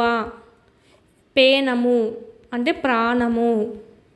రాక్షసి, రక్కసి. సంతసము, సంతోషము. సందులు. వీధులందు, వీధులు ప్లస్ అందు. ఇక్కడ ఆ ఏదైతే ఉందో అదే వచ్చింది కాబట్టి మనకు లాలోకి కలిసిపోయింది కాబట్టి ఇక్కడ ఏముంది, ఊ ఉంది. సో ఉత్వసంధి. మనకి ఇక్కడ పరపదం ఏదైతే ఉంటుందో అదే గనక మనకు మెయిన్ ఆన్సర్లో కలిసిపోయి ఉంటే గనక ఇక్కడ ఏమైతే ఉంటుందో ఊ ఉంటే ఉత్వసంధి, ఆ ఉంటే అత్వసంధి, ఈ ఉంటే ఇత్వసంధిగా తీసుకుంటాం అనమాట. నెక్స్ట్ కవీంద్రుడు. కవి ప్లస్ ఇంద్రుడు, కవీంద్రుడు. ఈ ఏముంది మనకి ఇక్కడ ఈ ఉంది, ఇక్కడ ఈ ఉంది, కానీ రావడం ఏమొచ్చింది, ఈ వచ్చింది. అంటే దీర్ఘం ఏకాదేశం అయింది కాబట్టి ఇదేమవుతుంది, సవర్ణ దీర్ఘసంధి, సవర్ణ దీర్ఘసంధి అవుతుంది. నెక్స్ట్ మునీంద్రుడు. ముని ప్లస్ ఇంద్రుడు. సేమ్ ఇది కూడా ఏమవుతుంది, ఈ ప్లస్ ఈ ఏమైంది, ఈ అయింది. ఇక్కడేమో ఇక్కడ మనకి చూడండి, ఇక్కడ ఏమొచ్చిందో అదే వచ్చింది, ఆనే వచ్చింది. ఒకవేళ ఇక్కడ ఆ వస్తే ఇక్కడ ఆనే వచ్చిండు, కానీ ఇక్కడ మనం చూడండి ఇక్కడ దీర్ఘం ఏకాదేశం అయింది కాబట్టి సో ఇది మనకు సవర్ణ దీర్ఘసంధి అవుతుంది. సెకండ్ది సవర్ణ దీర్ఘసంధి అవుతుంది. భావాంబరము. భావా ప్లస్ అంబరము. ఇక్కడ కూడా దీర్ఘం ఏకాదేశం అయింది. ఓకేనా, బాబా అంటే ఆ ఉంది, ఆ ప్లస్ ఆ ఏమొచ్చింది, దీర్ఘం ఏకాదేశం అయింది కాబట్టి ఇది సవర్ణ దీర్ఘసంధి. ప్రేమాంకము. ప్రేమ ప్లస్ అంకురము. ప్రేమ ప్లస్ అంకురము.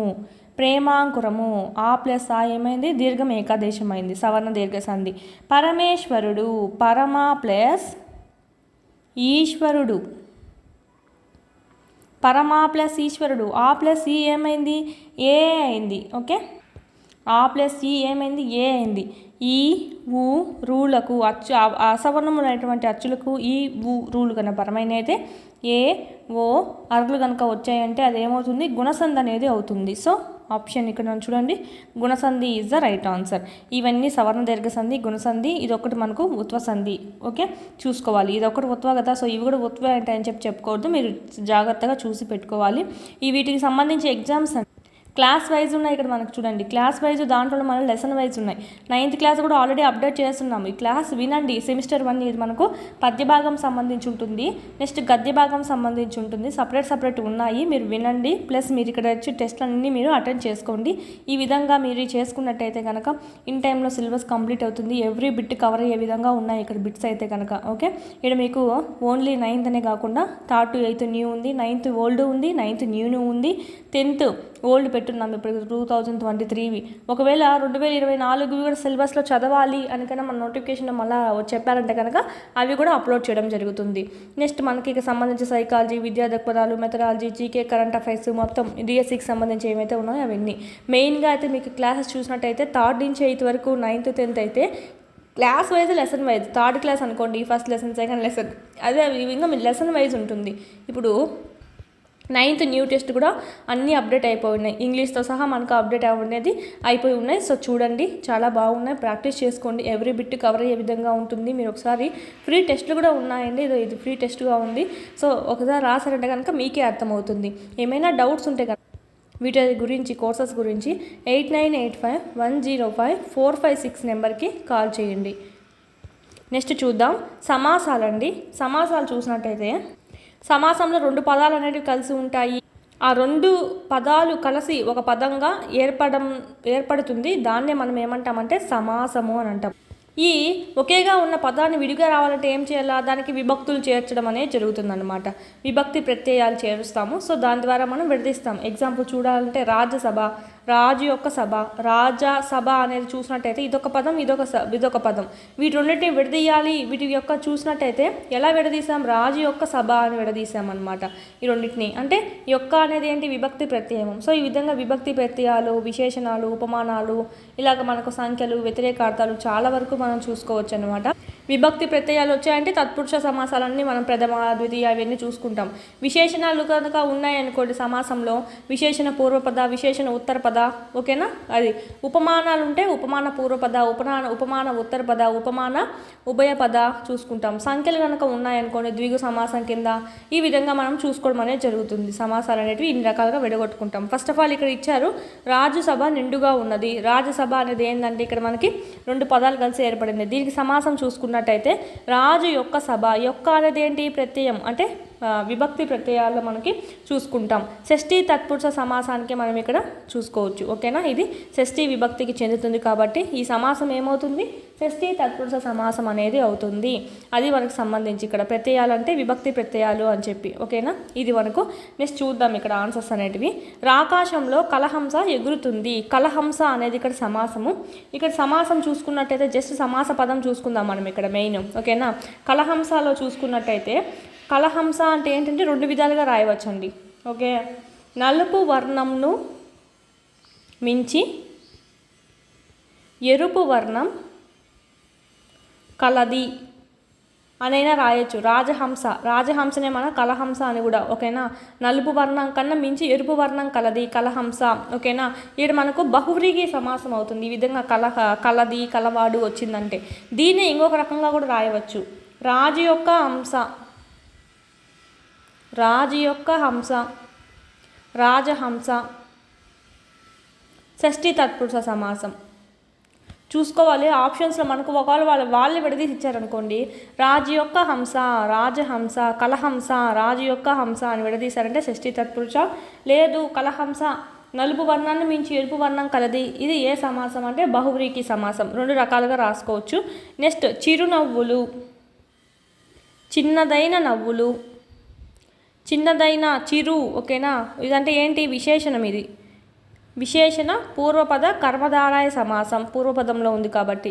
సభాసదులు, సభ ఎందలి సదులు, సభ ఎందలి లేదా సభ నందు సదులు లేదా విఘ్నులు అని కూడా చెప్పుకోవచ్చు. సదులు అని చెప్పుకుంటాం. సప్తమి తత్పురుష సమాసం. రక్కసి బుద్ధి, రక్కసదైన బుద్ధి అండి. అంటే ఇది మనకు రక్కసి బుద్ధి అంటే మనకి ఇదొక విశేషణం కదా. సో పూర్వపద ప్లేస్లో ఉంది కాబట్టి విశేషణ పూర్వపద కర్మధారాయ సమాసం. కావ్య సంపద, కావ్యమనడి సంపద రూపక సమాసం.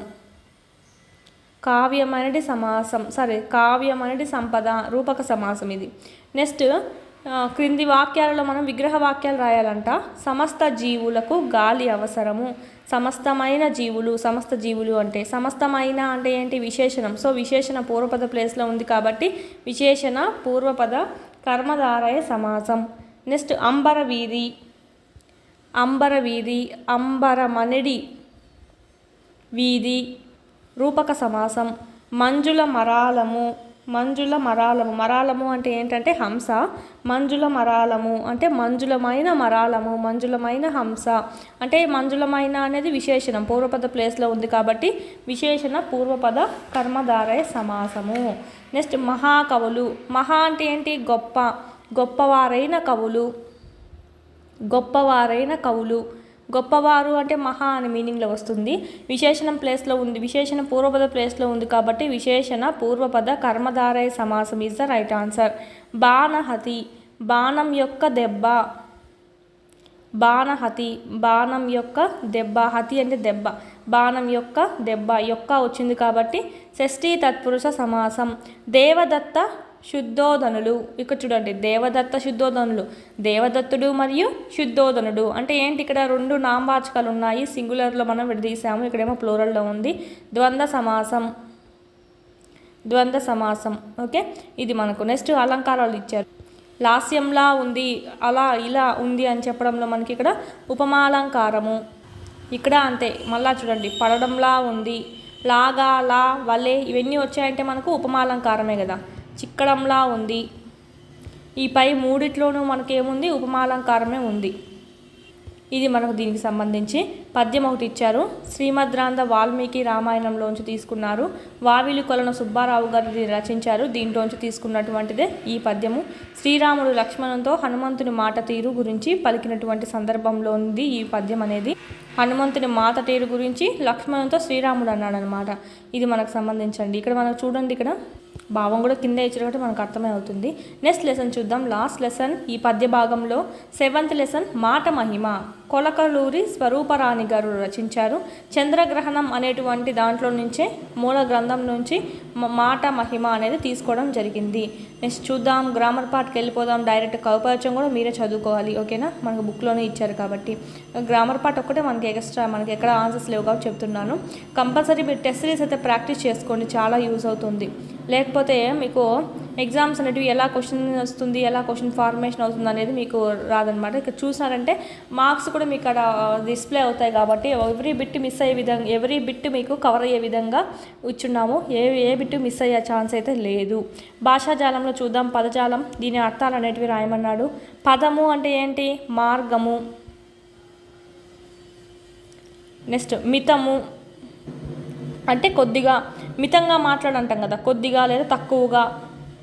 నెక్స్ట్ కులాలుడై, కులాలుడై కుమ్మరి అండి. సృష్టికర్త కుమ్మరి చేసే పెద్ద లోక భాండము.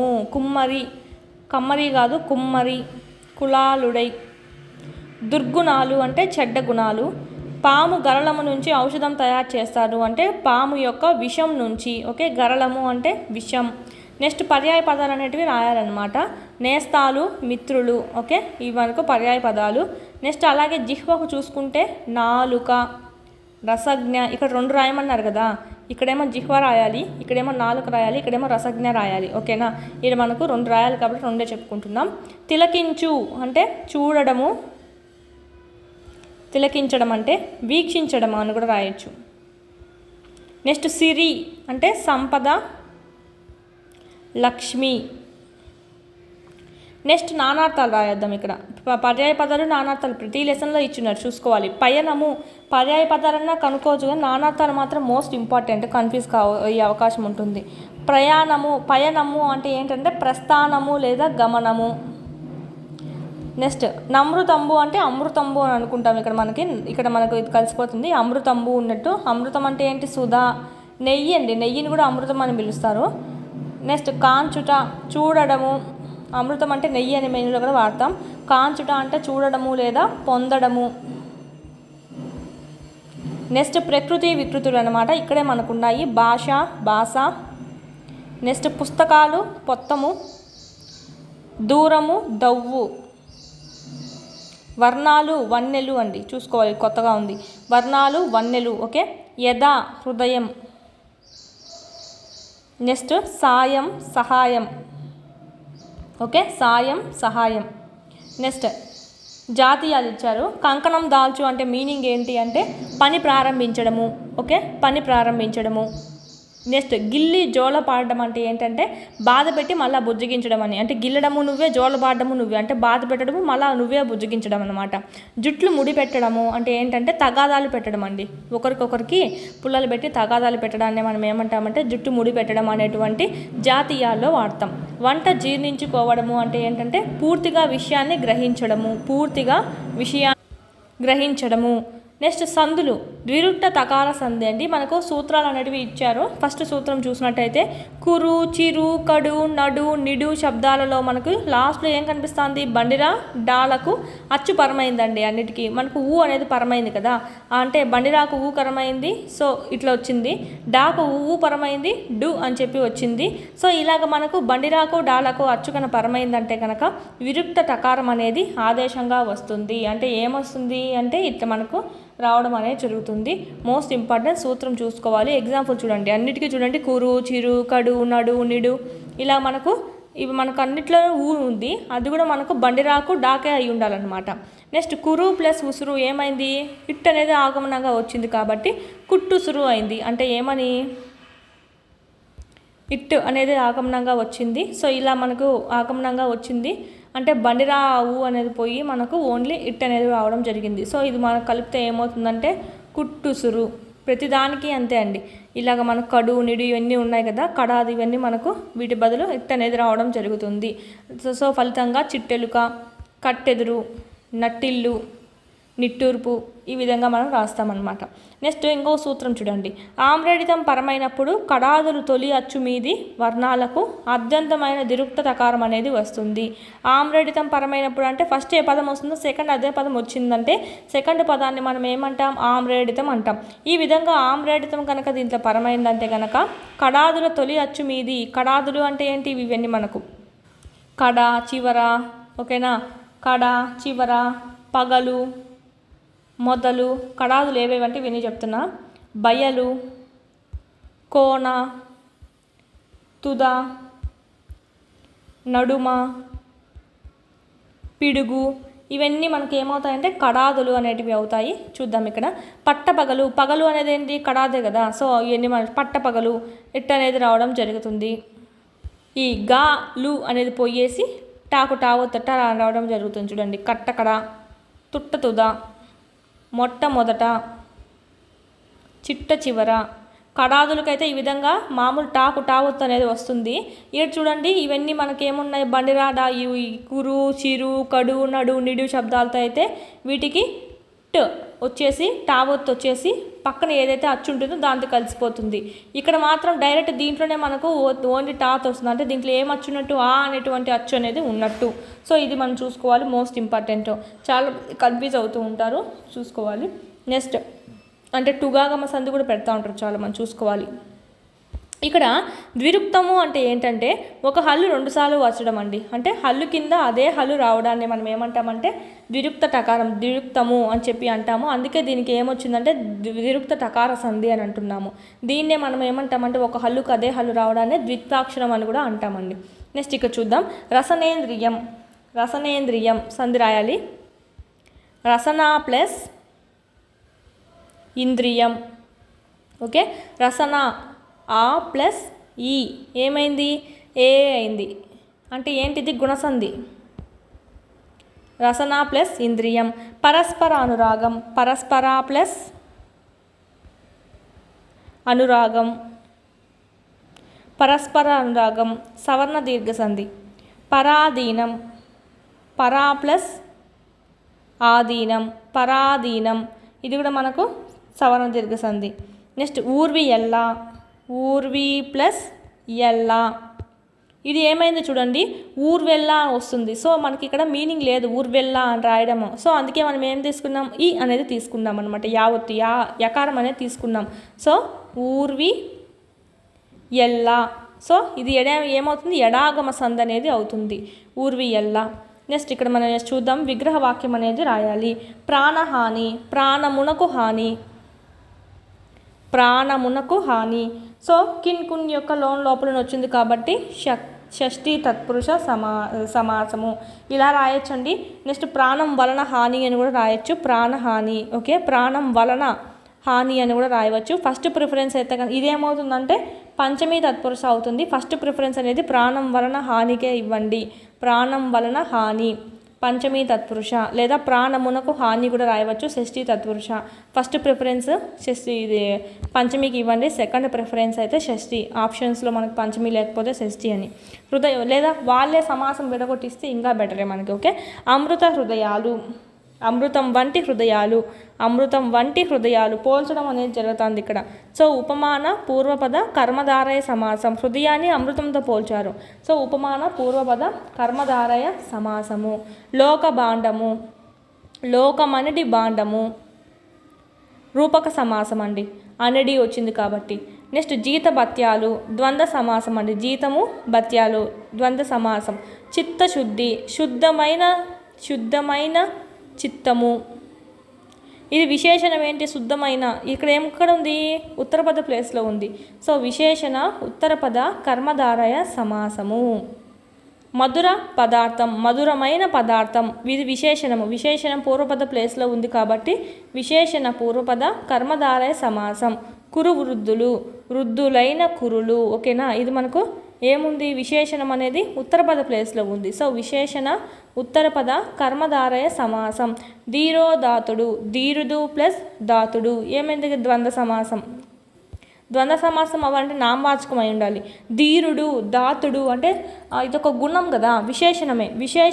ఇది విశేషణమే అండి, ఒక గుణాలు ఇవన్నీ, నామవాచకం కాదు. ధీరుడు దాతుడు. విశేషణం ఉభయపద అంటే రెండిట్లోనూ మనకు విశేషణమే ఉంది.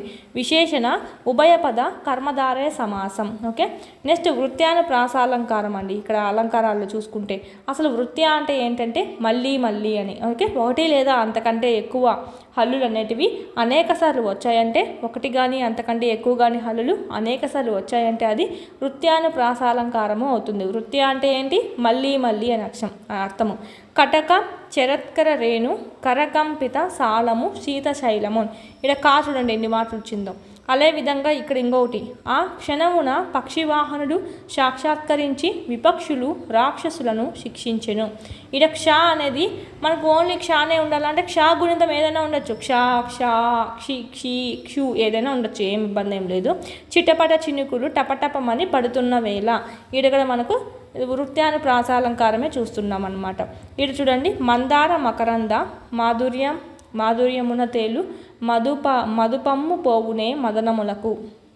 ఇది కూడా ఏమవుతుందంటే మనకు అదే అవుతుంది. ఇది కూడా మనకి సేమ్. ఈ రెండు ఇవే మూడు మనకు దానికి సంబంధించినవే అవుతాయి. నెక్స్ట్ ఛందస్సు ఇచ్చారు, ఉత్పలమాల భరణ బబరవ అనేది మనకి ఇక్కడ ప్రతి పాదంలోనూ భరణ బబరవ వస్తుంది. అక్షరాలు ఎన్ని ఉంటాయి, 1 2 3 4 5 6 7 8 9 10 11 12 13 14 15 16 17 18 19 20 20 అక్షరాలు అనేటివి ఉంటాయి ఉత్పలమాలలో. మనం ఆల్రెడీ మత్తెవం శార్దులం చూసుకున్నాం. ఓకేనా, నెక్స్ట్ ఇక్కడ మనం చూసినట్టయితే పాదం యొక్క మొదటి అక్షరము 10వ అక్షరంతో యతిస్థానం చెల్లుతుంది. ఇక్కడ 10వది అంటే ఏమిటి, ఇక్కడ చూడండి 6 7 8 9 10 ఇది 10వది. ఓకే, అంటే ఏంటి, వే అంటే ఏ. ఫస్ట్ది ఏంటి, ఏ సరిపోయింది కదా. సో 10వ అక్షరంతో యతిస్థానం అనేది చెల్లుతుంది. ప్రాస నియమం కలదు. ప్రతి పాదంలో 20 అక్షరాలు ఉంటాయి, 4 పాదాలు ఉంటాయి. సో ఇది మనకు సంబంధించి. నెక్స్ట్ మనం చూద్దాం, ప్రాజెక్ట్ పని ఇచ్చారు, సో అవసరం లేదు. పద్య మధురిమలో మనకు ఒక పద్యం అనేది ఇచ్చారు. భర్తృహరి సుభాషితములు నుంచి తీసుకోవడం జరిగింది. ఇది మనకు రచించింది ఎవరు, ఏనుగు లక్ష్మణ్ కవి గారు. ఇక్కడ మనం చూడండి కొన్ని. మకరం అంటే ఏంటంటే మొసలండి. మకరం అంటే అర్థమేమి, మొసలి. మాణికము అంటే ఏంటంటే ముత్యము. మస్తకము అంటే ఏంటంటే ఇక్కడ ఉంది, మస్తకము అంటే తల అని మీనింగ్. ఇవి మనకు మిగతా అన్ని మీకు అర్థమయ్యే విధంగానే ఉంటాయి. ఓకే, పదాలు అనేటివి. మకరం అంటే ఏంటి, ముసలి. ఓకే, చూసుకోవాలి. మనకి ఏది అని అడుగుతూ ఉంటారు, చూసుకోవాలి. నెక్స్ట్ గద్య భాగం అనేది నెక్స్ట్ వీడియోలో డిస్కస్ చేసుకుందాం. సేమ్ ఇదే విధంగా ఒకటి కూడా మిస్ కాకుండా మీకు ఇక్కడ అందివ్వడం జరిగింది. సేమ్ ఇదే విధంగా టెస్టులు కూడా ఉన్నాయి. చూడండి క్లాస్ వైజ్ లెసన్ వైజ్ ఉన్నాయి. ఈ పీడిఎఫ్ అంతా ఓకేనా, హ్యాండ్ రిటన్ పీడిఎఫ్ అంతా మీకు ఇక్కడ మీకు ఆల్రెడీ అప్లోడ్ చేస్తున్నాము. ఒకసారి చదువుకోండి, తర్వాత మళ్ళీ మీరు టెస్ట్ అనేది రాయండి. మీకు బాగా 2 times వీడియో విన్నారు ప్లస్ ఈ పీడిఎఫ్ చదివారు కాబట్టి 2 times రివిజన్ అయ్యేసి మీరు ఇక్కడ బాగా అటెంప్ట్ అనేది చేయగలుగుతారనమాట. ఈ కోర్సెస్ గురించి ఏమైనా డౌట్ ఉంటే కనుక 8985105456కి కాల్ చేయండి. త్వరలో నోటిఫికేషన్ రిలీజ్ కానుంది కాబట్టి ఇంకా మీకు అన్ని స్పీడప్ చేయండి ఎగ్జామ్స్ అనేటివి. 9th న్యూ కూడా ఆల్ సబ్జెక్ట్స్ మీకు అప్డేట్ చేస్తున్నాం. న్యూ సిలబస్ అండి ఇది 2023కు సంబంధించి. ఓకే, ఈ విధంగా 3rd నుంచి 8th వరకు న్యూ ఆల్రెడీ అప్డేట్ చేస్తున్నాం. 9th ఓల్డ్ ఉంది, 9th న్యూ ఇప్పుడు అప్డేట్ చేస్తున్నాం. 10th క్లాస్ కూడా మీకు ఉంది. క్లాస్ వైజ్ లెసన్ వైజ్ ఉంటాయి. సో చూడండి, ప్రాక్టీస్ చేసుకోండి. ఏమైనా డౌట్స్ ఉంటే నెంబర్కి కాల్ చేయండి. నెక్స్ట్ గద్య భాగం నెక్స్ట్ వీడియోలో డిస్కస్ చేసుకుందాం.